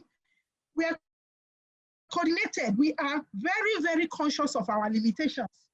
So we want to work within the scope of these limitations, maximizing our partnerships, maximizing the media that we don't employ, we take them along with us. So when they see what is on the field, let them go and report it by themselves. When we work with Budget, for instance, and Tracker, you know Budget and Tracker, in fact, we just had a meeting with them this afternoon. When we work with that way, everybody will see it is not personal, because we are also, when you are tracking, somebody is looking at you and thinking it's a vendetta. Yeah, we're chanting, you know, and we want to make it clear that we are not after anybody. We only want to make sure that these projects get done, they get done, and we get value for money, and they get done, and people at the grassroots feel the impact. People feel the impact of governance. So these are the ways we are trying to do this. Talking about partnerships, geolocators, zonal intervention projects again. We did a lot of work in 2019, and this forced many contractors to go back to site. This forced many of the legislators who used to display that they were donating projects, because it came about that we found that the legislators seem to be posing as the ones that are donating this project. Most of them enforcement materials, like Joshua mentioned, enforcement, enlightenment, training, and then nobody has any record of the training. No photographs even show the training took place. Many of them were giving these things out as largesse to their constituencies. And we started this project, and many of the legislators themselves said, oh, they thought it was, they were not even fully aware. They did not understand the implication of what they were doing. And some of them turned around and were able to address that. We are only facilitating the presence of government, and just do that and get out. A major challenge we had, again, with these zonal intervention projects is continuity. You know, a project of some magnitude might require several years. Many of the zonal intervention projects we track are capital intensive. I mentioned 100 million and above. Now you see that these projects cannot be continued in a year, cannot be concluded in a year. And yet, a legislator might put it in towards maybe the last year of his being a legislator. The next year, it drops off. Nobody continues it. The next person, maybe he doesn't win the election. The next person, the next senator, House of Reps member sees it, he doesn't want to continue with that project. So that's another uncompleted project just there. But our success story is that we are able to carry along the communities, we are able to carry along civil society, we're able to carry along the media and partner with them in this tracking. We're able to work with them. Yes, we are not spreading ourselves too thin. We understand our limitations. We are working within the bounds of our limitations. But you see, when you are serious about something, those that are wise take dressing. Those that are wise will advise themselves. Those that are doing projects much less than the 100 million are returning to site, because they don't want, people are writing petitions every day based on this project. And when they write petitions, we are bound to listen to every Nigerian. Even though we might not do it at the pace they might want, but we are bound to listen to them and examine those petitions to see whether there is merit in them. So people are becoming more aware. I mean, even for me, as my people from my village called and said, we heard you talking about constituency project at one particular time. What are our own constituency projects that they have never seen anything like that? And I started telling them this and this and this, you go and check out that signboard. And that is building consciousness, building awareness. And they were now telling me, okay, the road has been graded. Should we tell you more? That is people just becoming aware, volunteering information. And that is what we find on the field. So our strategy for this year is collaboration with the relevant government agencies, with civil society, with the media, with anybody that will partner with us to make the message go as far as it can go, to reach the right people to talk about this thing. I don't know about, there are so many other things. We are really working seriously with government so that we will do a study. In 2019, we did a very comprehensive study and we shared it widely. It's on our website. You know, so this time again, we are thinking of, because we are working with all these partners, especially the budget office, we are going to do more. All the innovations added to the 2021 budget, you know, we are going to take a look at them, a closer look at them, and see how we can say, okay, things have changed. What has changed? What was added on top of what used to be? And who is sponsoring what was added? And why is it? So we will make sure that it is done. Even this, the so-called enforcement or training activities, which are never really documented. You'll never see any evidence of that. We are just told that some people got capacity building. For what? Like, he mentioned there are schools, there are institutions that do all these things, ASCOM, CMD, Digital Bridge, and all that. So these are avenues that could be, but they, you know, gather some people together, do something, and that is the money right there.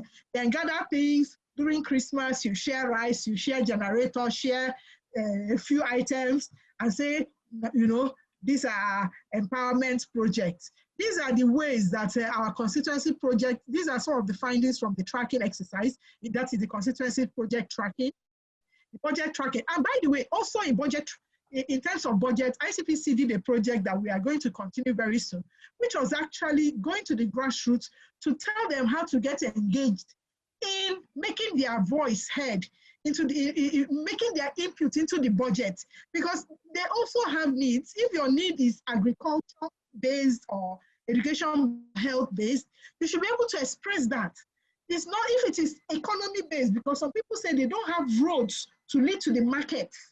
So they have all these agricultural products and they can't take them to the town.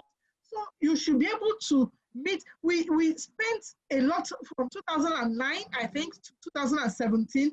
We spent a lot of time training the grassroots, first the CSOs who train the grassroots, because of course we can't be everywhere. We use our platforms. We have a CSO platform called the National Anti-Corruption Coalition, which we used. We train them to train the grassroots, tell them that you can make an input into the budget. Don't just think you will take anything that is brought to you. And then when it is being executed, monitor it and let us know exactly what they are doing. What they are doing is what they say they will do or what you want, and give a feedback. You know, and there were some challenges with that, but we recorded a lot of success, which we also documented in a book and a documentary. So ICPC is very, very conscious of this. And every year we map out our strategies for budget monitoring of the implementation to make sure services get to the grassroots, to make sure we get value for money, to make sure as much as we can within the limits of our organization. Thank you. Yeah, thank you very much. Joshua, you can jump in. Okay, so I just wanted to say, you know, I think when it comes to this ZIP, right, we probably need some, you know, traditional ways of ensuring that, you know, we end up doing.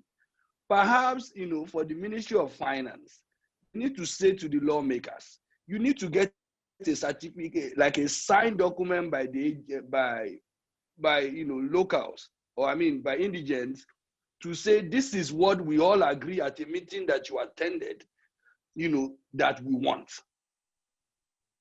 So that you don't give us training when we want hospital, or you don't give us training when what we really want is a school. At least in the past, when we were in secondary schools, right, or primary schools, we have something called PTA teachers that is run by the PTA system, right? When the school doesn't have enough teachers and government is not ready to supply, so the PTA guys, which are parents and teachers, gather a little bit of money and then hire teachers within the community to ensure that, you know, those subjects that are lacking, you know, staff, you know, employed. So maybe you still want to go back to the PTA kind of structure. You have a community, you know, call them whatever name you want to call them, monitoring group, who always at every point in time are answerable first to their to residents of the community, but as much also, you know, monitor or hold to account the lawmakers and even the MDAs, so that nothing gets done, nothing enters into the budget except it has been signed by those actors on behalf of the people. Because Nigerian problem require traditional methods.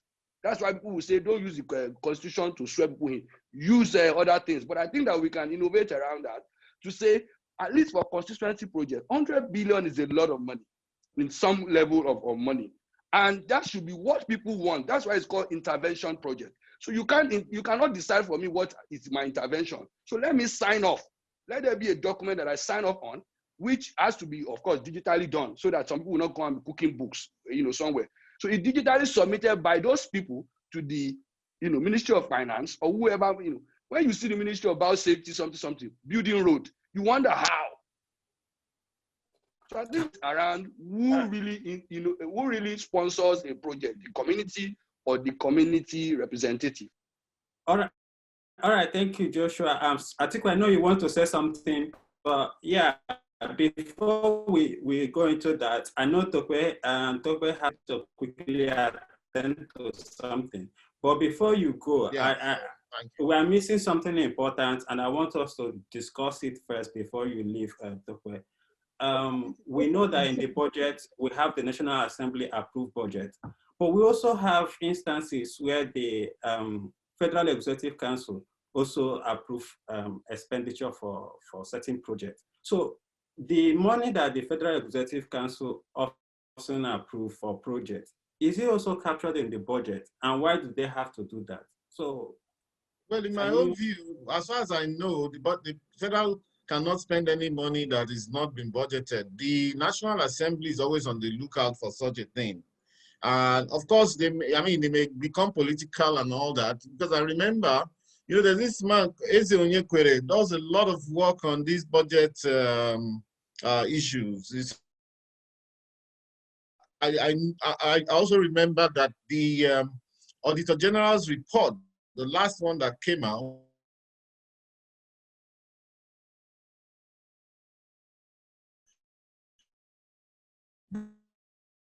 on maybe a barracks or something or the other, So all of them are indicted. the Auditor General's report,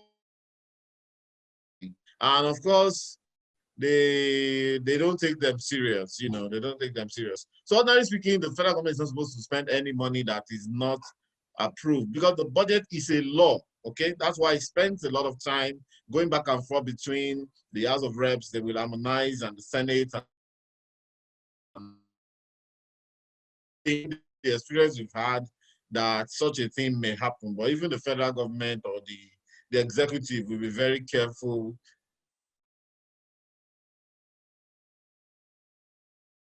Like I said, the budget is the most important document in a country in any given year. That's my take on it. Yeah, so why do we still have fake approved projects?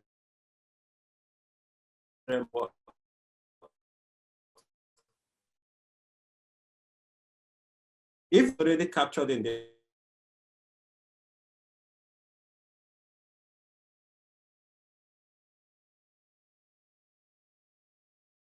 we keep reporting this.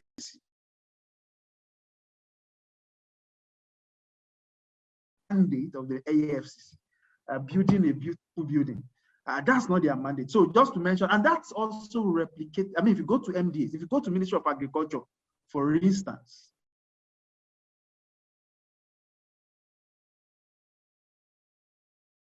absolutely nothing to do with agriculture.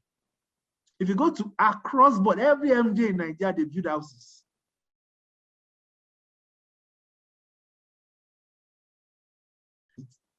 That reduces the work of the Ministry of Works. The Ministry of Works should be the one constructing an headquarter building for the EFCC, but EFCC decided to do that. I just quickly want to keep that. Then now back to ICPC. ICPC in 2018, of course, I was still at budget then when the whole conversation around tracking the budget happened. But between that time,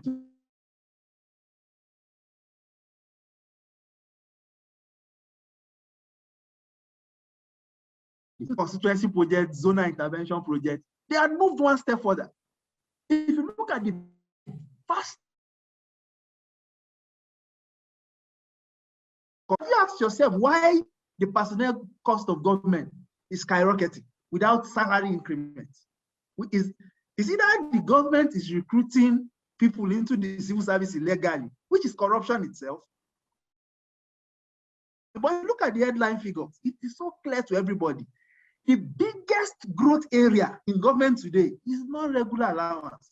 In 2019, 500 billion was spent on non-regular allowance. Question. Against a personal salary of 2 billion. IPPIS.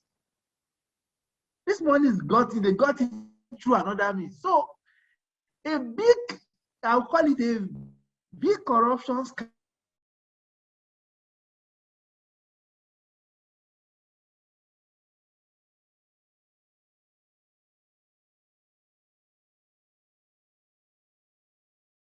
To most likely, I mean, I like the fact that you're collaborating, but again, in terms of your collaboration, I think you need to widen the nest. You need to work with people that actually analyze the budget and can quickly flag out some red areas. The moment you talk about it or you call them to a conference and you just talk about it, they will correct themselves because they don't want troubles.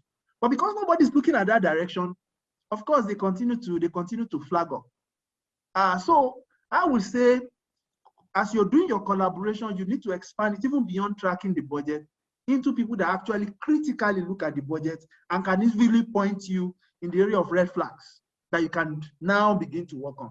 So that's one. Then two, also, you need to, I think ICPC need to expand your personnel. I'm not saying employing more people. Of course, we would love the situation whereby you employ more people and then the government gives you more money to do that. But more importantly, also the capacity. Maybe some of your lawyers need to get some training on budget analysis. Some of them need to get training on actually tracking equipment and all those kind of things. You need to, I mean, I'm not saying you are not doing work, but the kind of corruption we are facing in Nigeria today, to begin to correct it, Madam Azuka, we need a whole lot of work, and we need to do more work. Let me pause here. Yeah, Azuka, it appears that when ICPC take one step forward, the people the ICPC are chasing will take 3 steps. So how do you catch up with them? That is it. That is part of why we are here. That is part of one of the reasons that, you know, when the chairman saw this, he said, you have to be here. You have to, I mean, corruption is always evolving and we have to evolve along with it. Just speaking to what, I don't want to forget certain things. Talking about zonal intervention project, I just want to say this, not for this audience, but for the benefit of the wider audience, that zonal intervention projects are executed by MDAs. You know, at first it looked as if ICPC was just focusing on the legislators, but actually the legislators themselves don't always even know how some of the projects go. They are built into the budget of MDAs, and the MDAs have to now discuss and maybe sometimes negotiate on how these things will be done. Now we have had, since we started this tracking exercise, we have had some MPAs say, come and follow us. We want to use the budget. We want to use the monies in our budget. Follow us and see how we are doing this. Follow us and see us actually executing this. It is in the budget of MDA. So this year we actually expanded the scope. We did not call it Constituency Project Tracking Initiative. We called it Constituency and Executive Project Tracking Initiative. To make it very clear, we are tracking all projects in the budget, whether it is zonal intervention project or executive. So everybody, that should be clear that the MDAs are the carriers and the executors of those zonal intervention projects. Now, talking about the Auditor General's report, I've heard it as been flying around, and I want to say that ICPC actually takes a lot of cue from that Auditor General's report. If not for that, and our partnership again with them, because a lot of people are like, nobody looks at the Auditor General's report, and we decided to sit down and look at the Auditor General's report. So if you look at the Auditor General's report, it will lead you in the direction to go, because they see a lot of things, and that was what informed some of the initiatives we are going about doing. And like Sam Tatiku said last, there are some of these things, you can just talk about it, and after some time, You know, the career civil servants might actually listen for of the appointees. We are making, there are many cases that have gone beyond that of just, you know, preventive, we are talking to you, we are doing this. There are many cases under investigation based on this. So enforcement activities are going on, which I cannot speak to in the public like this because they are still being investigated. So we are not just saying, okay, don't do it again, give them a tap of the fist and say, no, don't go again, just be a good boy, don't do it again. No, there are some enforcement activities based on what we have seen, because there are, you can't just keep quiet over some of the things. By the time we do further investigation to find out that, no, this one has really, really gone the way it shouldn't go, enforcement investigation is going on, prosecution is going on. So we are not shy about going into enforcement, full-scale enforcement based on the findings from these our studies and everything. The studies are just general. That's the starting point. You need a baseline to find where the loopholes are, to do everything to block the loopholes. But where the money has already taken flight, you have to go and catch one or two people. And like they say in Singapore, when you catch one bird, you chase 1,000. Because by the time you shoot one bird, the others take flight, others take dressing. So we're very, very conscious of that. And so enforcement goes hand in hand with prevention. We don't just leave it at that. And then the issue of capacity building is a major one for us, for all our staff. It's an annual thing. But then let me also use this opportunity to say this because people keep asking, what happened to the recruitment exercise that ICPC started doing last year? A lot of people ask that on social media, and we keep telling them, government stopped it. We didn't stop it. Because of COVID-19 and the need to stop and monitor what is going on, government stopped it except for the military and the armed forces. So we have stopped it for now, and we have said over and over, we took out at least 2 adverts to say, when the ban on employment is lifted, we will take off, we continue from where we stopped. We are not going to do a fresh application call for, no, we had already started and gone to some extent. We have shortlisted to some extent, and we will continue from where we stopped. So we are just hoping that this year we'll get that lift of a ban to increase in our numbers. And then, of course, then talking about funding, I think Atiku mentioned this again. We are not shy about receiving assistance. So we get some development partners that we work with also who help with capacity building mostly. They don't help us with enforcement. We don't allow them to get into that. They help with training, capacity building, training in forensics, training in all these new technologies so that we are on top of our game when it comes to the way crime is evolving. So if crime is evolving, we are also developing our staff to monitor the crime, to keep up with the criminals. So we are a step ahead of them, making sure that before they get there, we are there. Thank you. I'll stop here. Thank you very much. I mean, you used the opportunity to market ICPC. That's good. So our time is almost up. We'll be wrapping it up soon. I just want to ask you, each of you, something that we probably didn't discuss or we forgot.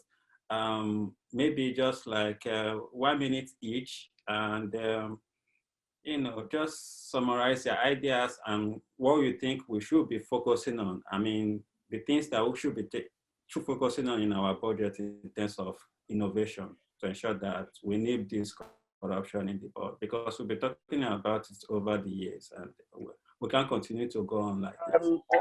Hello, can you hear me? Yes. Yeah, I think it's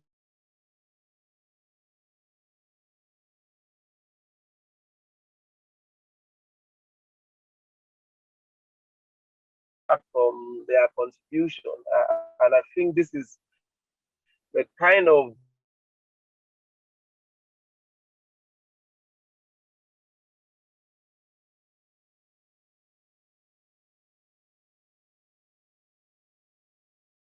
they do this, they do that, which is outside their mandate. That reduces the work of the Ministry of Works. The Ministry of Works should be the one constructing an headquarter building for the EFCC, but EFCC decide to do that. I just quickly want to chip that.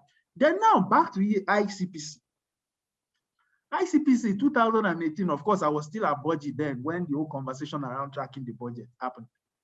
But between that time, 2018, 2017, 18, 2019, these people are smart. The moment they see that you're focusing your attention on constituency projects, zonal intervention projects, they had moved one step further. If you look at the fastest growing item in the budget today, it's what you call non-regular allowance. Have you asked yourself why the personnel cost of government is skyrocketing without salary increments? Is it that the government is recruiting people into the civil service illegally, which is corruption itself, or something is happening? But if you look at the headline figures, it is so clear to everybody. The biggest growth area in government today is non-regular allowance. In 2019, 500 billion was spent on non-regular allowance. Question. Against a personnel salary of 2 billion. Who are the beneficiaries of this non-regular? It's not captured by IPPIS. This money is they got it through another means. So a big, I'll call it a big corruption scam is already happening in government. Nobody's looking at it. The moment you go under that, that one will reduce, they will jump into another thing. So that's why I will admonish ICPC. I think one key thing there is that you need to most likely, I like the fact that you're collaborating, but again, in terms of your collaboration, I think you need to widen the nest. You need to work with people that actually analyze the budget and can quickly flag out some red areas. The moment you talk about it or you call them to a conference and you just talk about it, they will correct themselves because they don't want troubles. But because nobody's looking at that direction, of course, they continue to flag up. So I will say, as you're doing your collaboration, you need to expand it even beyond tracking the budget into people that actually critically look at the budget and can easily point you in the area of red flags that you can now begin to work on. So that's one. Then two, also, you need to, I think ICPC need to expand your personnel. I'm not saying employing more people. Of course, we would love the situation whereby you employ more people and then the government gives you more money to do that. But more importantly, also, the capacity. Maybe some of your lawyers need to get some training on budget analysis. Some of them need to get training on actually tracking equipment and all those kind of things. You need to, I'm not saying you are not doing work, but the kind of corruption we are facing in Nigeria today, to begin to correct it, Madam Azuka, we need a whole lot of work, and we need to do more work. Let me pause here. Yeah, Azuka, it appears that when ICPC take one step forward, the people the ICPC are chasing will take 3 steps. So how do you catch up with them? That is it. That is part of why we are here. That is part of one of the reasons that, when the chairman saw this, he said, you have to be here. You have to, corruption is always evolving and we have to evolve along with it. Just speaking to what, I don't want to forget certain things.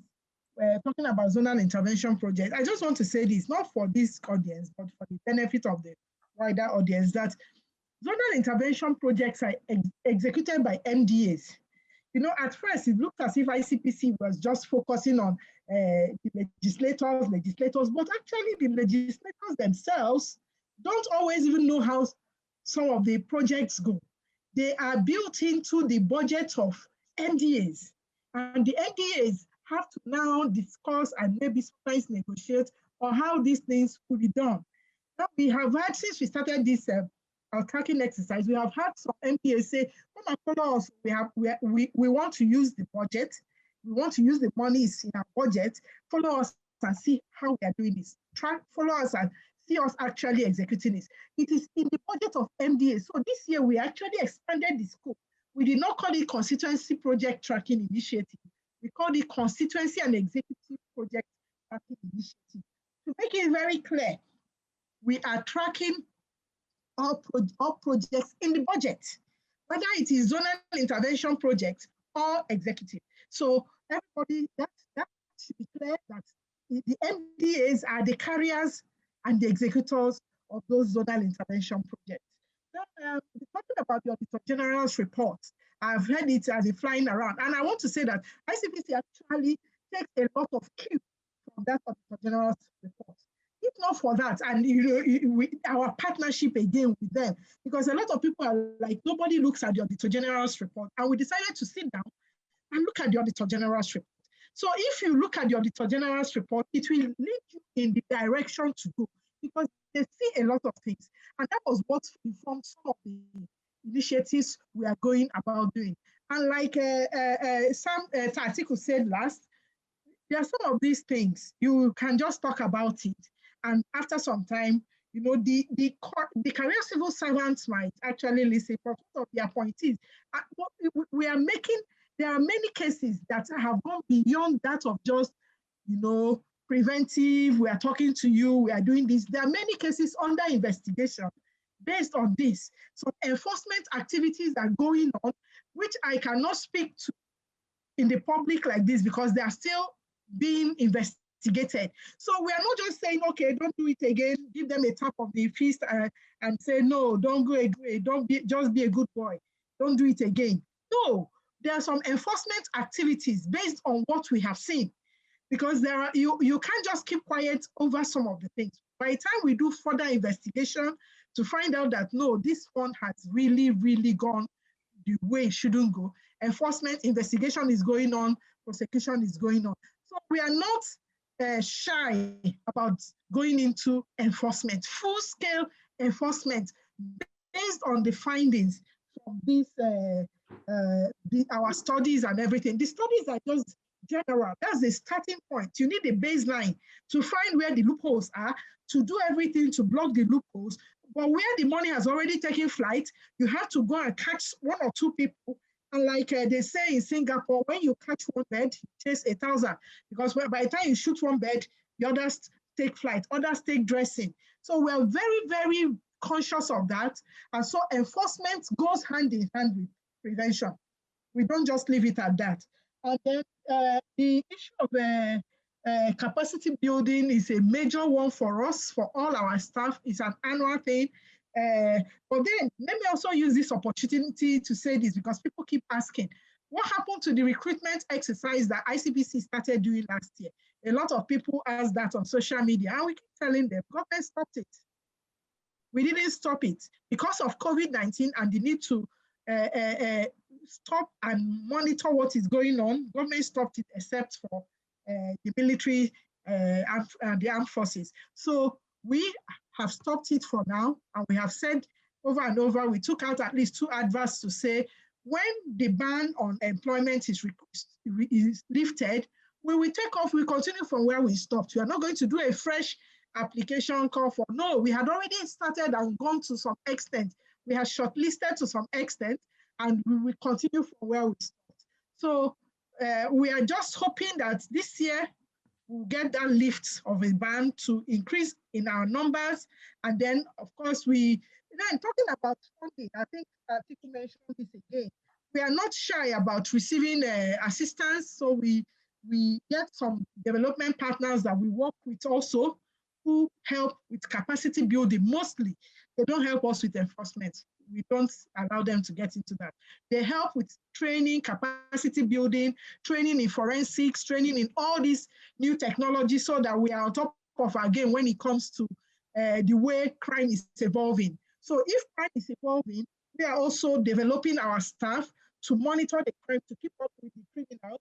So we are a step ahead of them, making sure that before they get there, we are there. Thank you. Thank you very much. I mean, you used the opportunity to market ICPC. That's good. So our time is almost up. We'll be wrapping it up soon. I just want to ask you, each of you, something that we probably didn't discuss or we forgot.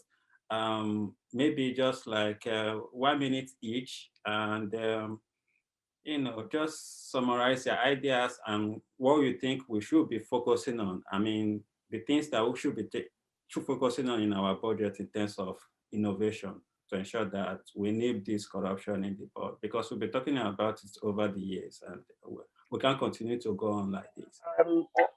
Hello, can you hear me? Yes.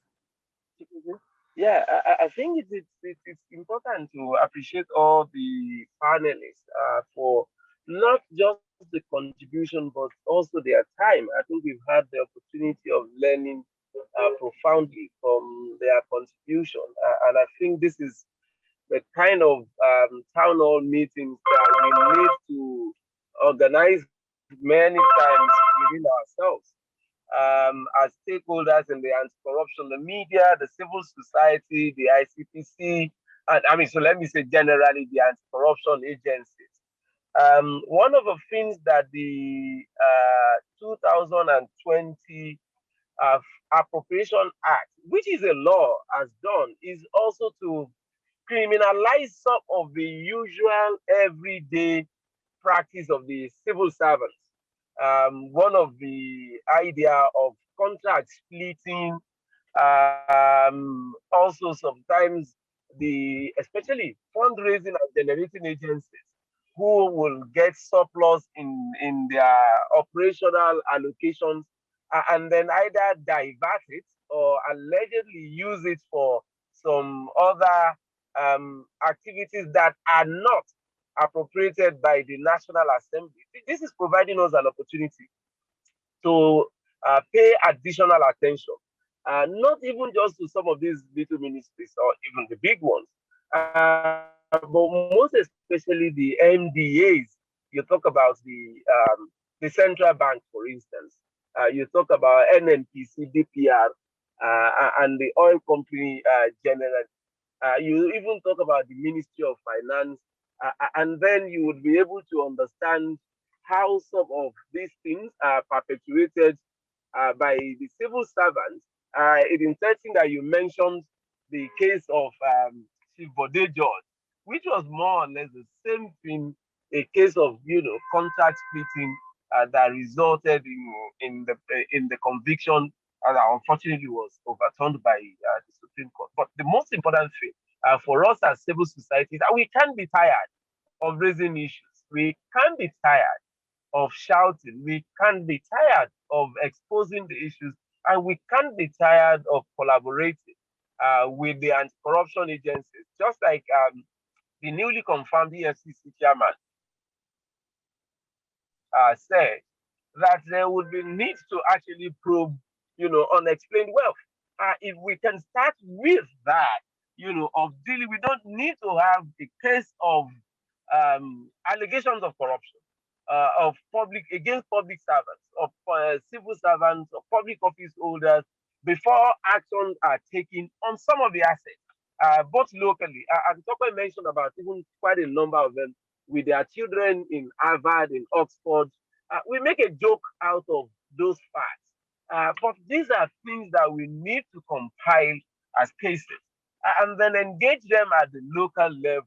For instance, the EFCC Act provides that the commission can invite anybody, private or public person, to explain the source of your wealth.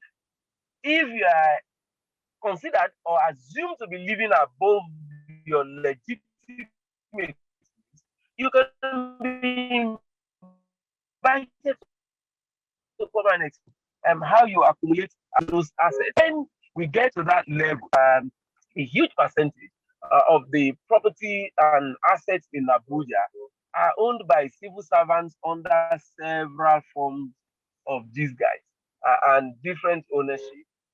And that goes to the recent report that was also published by Carnegie Foundation that showed the number of houses that are owned by Nigerians in Dubai. And where are these Nigerians? Where are their businesses?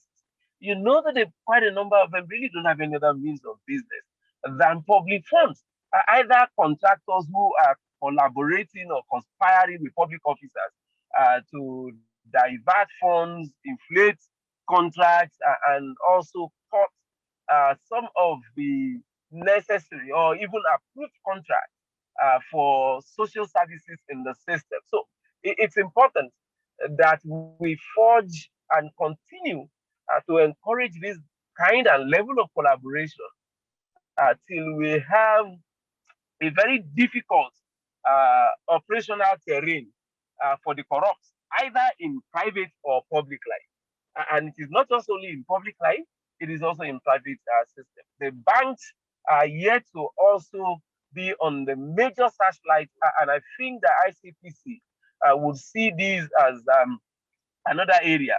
There's really any of these corrupt practices, money laundering, financial crimes that are not perpetrated through the banks. And the banks are getting away with it. This is one of the reasons why our banks in Nigeria are not playing the key role of financing businesses and development in the system. They are more interested in financing contracts and assisting public office holders to even own private companies to do contracts in public services. So on behalf of HEDA and other partners, thank the resource persons for actually saving their time to be part of the meeting today and this town hall, and also sharing their thoughts. Thank you for indulging me. Thank you very much, Suraj. We'll just take 1 minute each. Just summarize your thoughts and where we should be focusing our attention in terms of our budgetary system. I'll start with you, Atiku. Okay, I think one, I would say that first thing first, fear.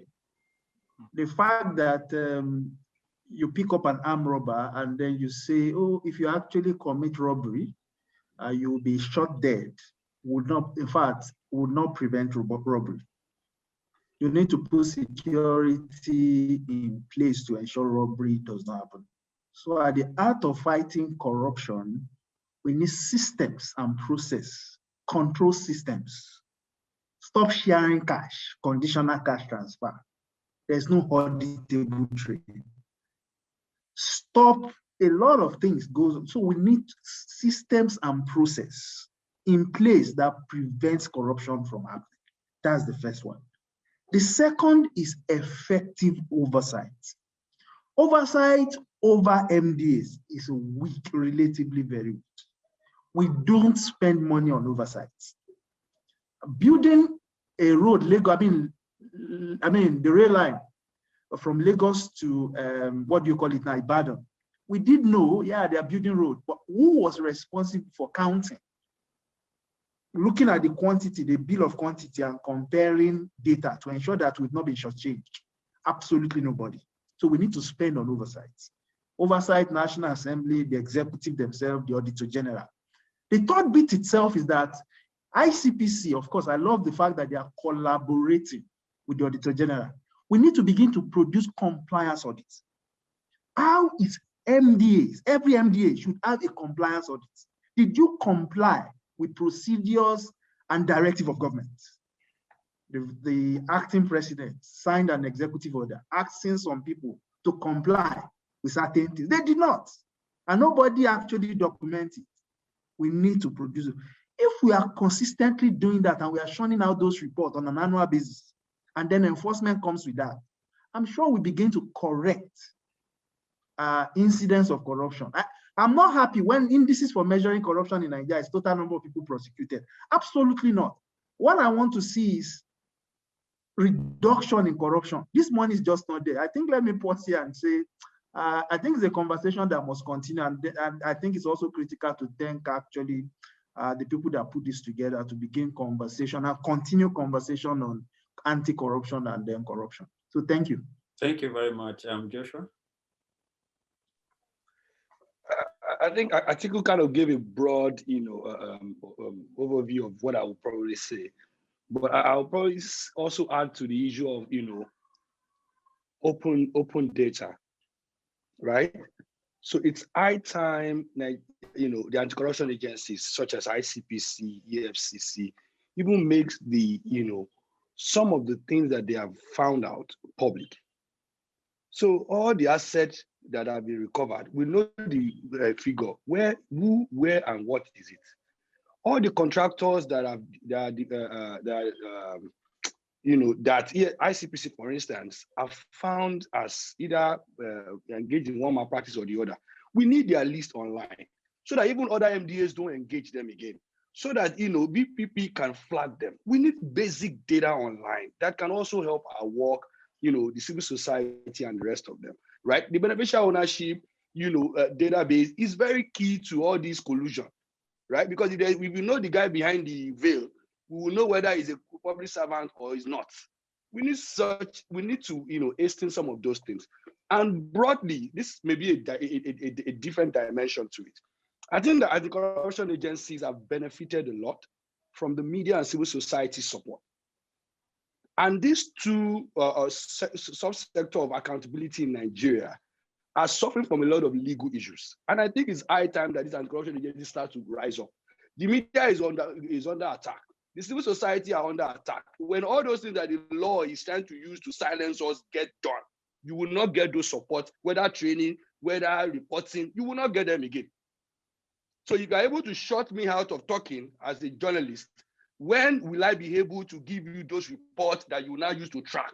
So I think it's high time that the anti-corruption agencies also make recommendations, observations to the lawmakers about how they are also inadvertently or indirectly, gagging their own processes by gagging the media. I will stop there, but it's high time we don't see us as against them because we support a lot. Go and check 50% of the money that is spent on training at ICPC. It is provided by the, in quote, civil society. Go and check the reports that they use to follow the money. It is done by the media. So if you get us out of business, you are also out of business or you are not in business at all. So I just wanted to hand that. Thank you very much, Joshua. Azuka, just 1 minute, please. All right. So thank you very much for having me. I actually appreciate every opportunity we can get to speak about what we are doing on a platform like this. And incidentally, I like listening to others because when I listen, I learn a lot. So listening to the others, I took a lot of notes that I'm going to develop. And, I've learned a lot. And actually, Joshua is right. We are not, the media should be allowed their voice. I think the problem is the new media, the social media that can take one thing and blow it out in all kinds of proportion that you don't even know what that is going on again. But then that is the nature of evolving society. Things evolve, and I think even the government, even though it's not finding it's not finding it palatable, it's evolving along with that to accept, because they also need the social media to spread information. So yes, the partnership will continue from here, even outside of this forum. We will really value it, train us, the knowledge that was gathered in this platform, the panelists, I mean, the depth of knowledge that they have and insight into how government should be run.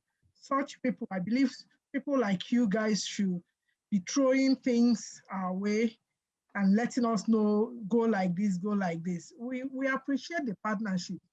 We appreciate it. We might not always come out and shout it to the rooftops, no, but we do appreciate it. So thank you for the partnership. Thank you for your support.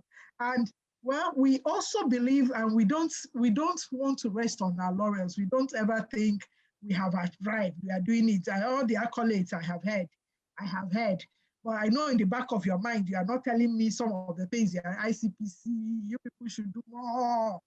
But somebody said something, and I liked it. He says that, we should not use the number of prosecutions to judge the measure of an anti-corruption fight. And I think that is true. But we believe that as we have more people joining us, instead of more critics and more cynics, people who are cynicists, they are just at the back, just like they are doing rubbish. When people talk like that, no change will happen. Just at least focus, let's think, let's strategize, let's work. Systemic change, society, get the society, and then the sanctions will follow. We see the change we are looking for. All right, thank you very much. Thank you so much. Thank you all for sharing your expertise and knowledge with us.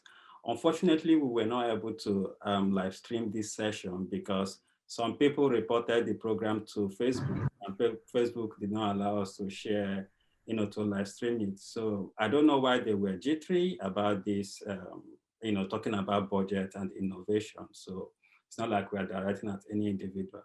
But whatever, we'll still post our recordings on our social media channels, and then Nigerians will also get to, watch and then learn from this important conversation. The Anti-Corruption Townhall series is a quarterly program by Civic Media Lab, Sahara Reporters, and the Heather Resource, and is supported by MacArthur Foundation. So we hope to bring you the second edition, which will come in the second quarter of this year. So probably around May or June.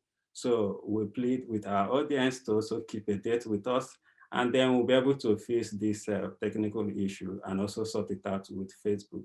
Thank you very much, and we look forward to having a similar conversation probably in 2022, or later in the year. Thank you for honoring our invitation, and then to also sharing your knowledge generously with us. So we'll keep in touch and we'll keep the conversation going. Thank you. And thank you. Yeah, bye. Thank you. Bye, everyone. Madam Azuka, thank you, ma'am. Yeah, sure. Well done, Mr. Atiku. Thank you, everyone. All right. Have a wonderful evening. Thank you, Azuka. Thank you so much.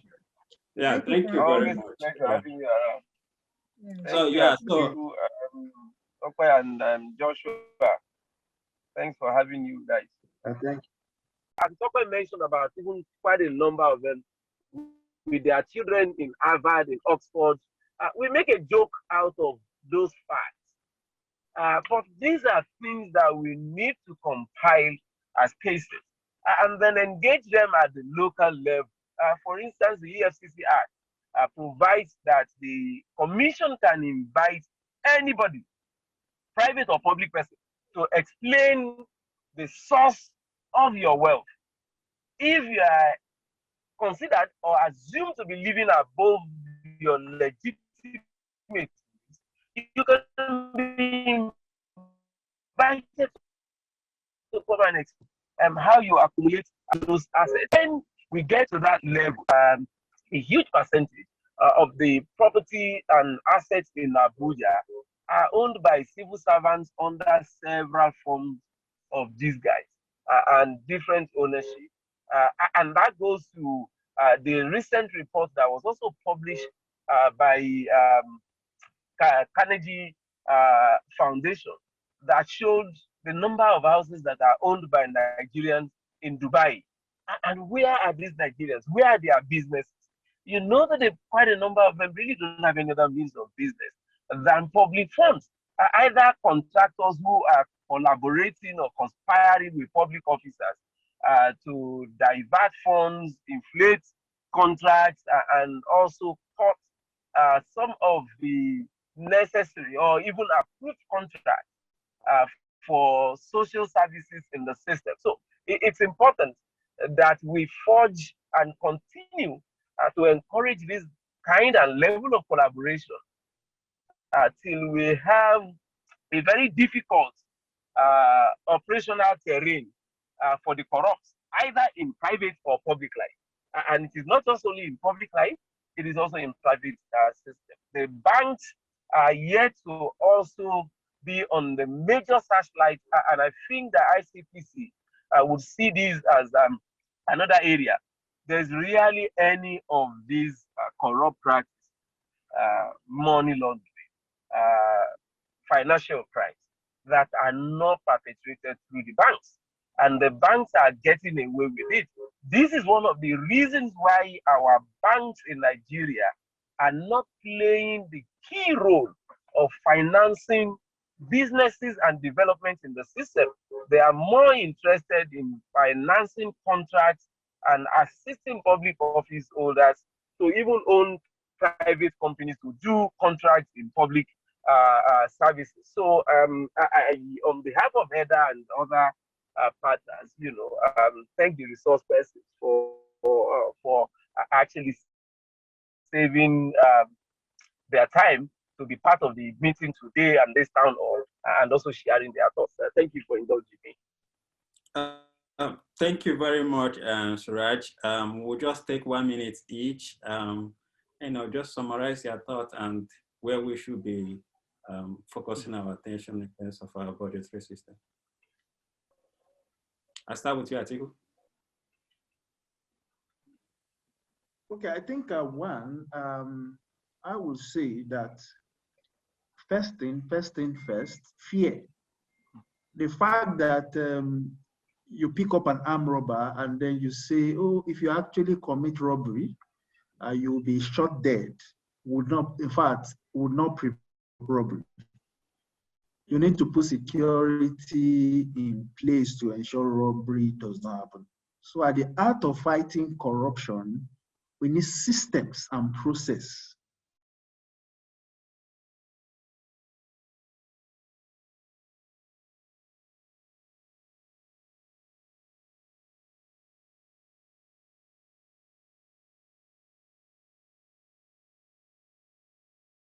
This is one. The second is effective oversight. Oversight over MDAs is weak, relatively very weak. We don't spend money on oversight. Building a road, I mean the rail line from Lagos to what do you call it now, Ibadan.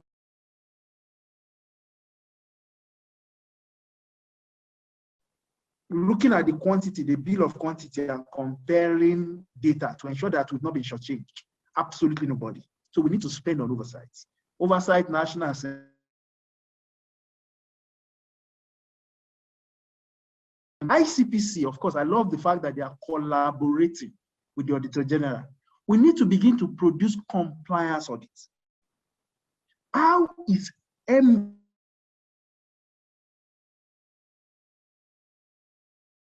ideas and directive of government? The acting president signed an executive order asking some people to comply with certain things. They did not.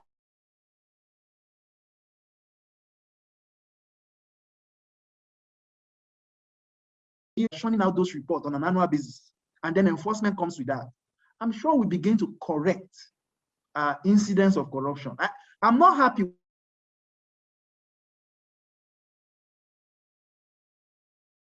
Keys, reduction in corruption. This money is just not there. I think, let me pause here and say, I think it's a conversation that must continue, and I think it's also critical to them.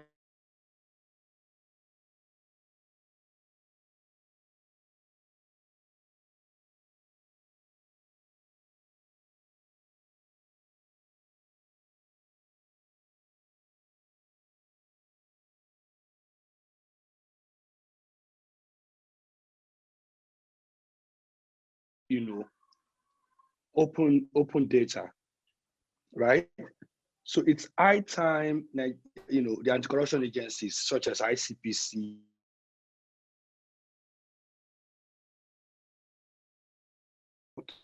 public. So all the assets that have been recovered, we know the figure, where, who, where, and what is it? All the contractors that have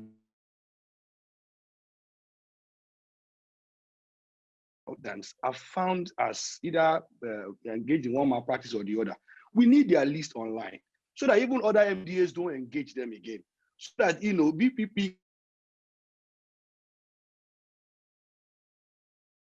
the civil society and the rest of them, right? The beneficial ownership, database is very key to all this collusion, right? Because if we know the guy behind the veil, to hasten some of those things. And broadly, this may be a different dimension to it. I think that anti-corruption agencies have benefited a lot from the subsector of accountability in Nigeria are suffering from a lot of legal issues. And I think it's high time that these anti-corruption agencies start to rise up. The media is under attack.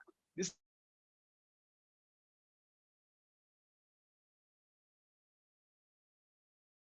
whether training, whether reporting, you will not get them again. So if you are able to shut me out of talking as a journalist, when will I be able to give you those reports?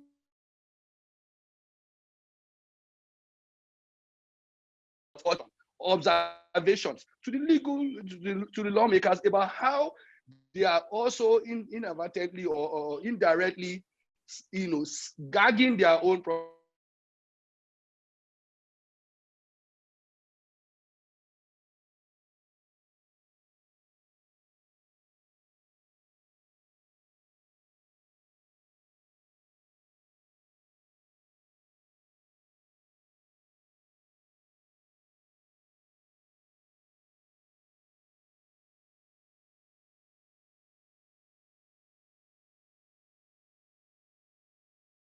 budget and innovation. So it's not like we are directing at any individual. But whatever, we will still post our recordings on our social media channels, and then Nigerians will also get to watch and then learn from this important conversation. The Anti-Corruption Townhall series is a quarterly program by Civic Media Lab, Sahara Reporters, and the Heather Resource, and is supported by MacArthur Foundation. So we hope to bring you the second edition, which will come in the second quarter of this year. So probably around May or June. So we plead with our audience to also keep a date with us, and then we'll be able to face this technical issue and also sort it out with Facebook. Thank you very much, and we look forward to having a similar conversation probably in 2022, or later in the year. Thank you for honoring our invitation, and then to also sharing your knowledge generously with us. So we'll keep in touch and we'll keep the conversation going. Thank you. Thank you. Yeah, bye. Thank you. Bye, everyone. Madam Azuka, thank you. Yeah, sure. Well done, this article. Thank you, everyone. All right. Have a wonderful evening. Thank you, Azuka. Thank you so much. Yeah, thank you very much. Thank you. So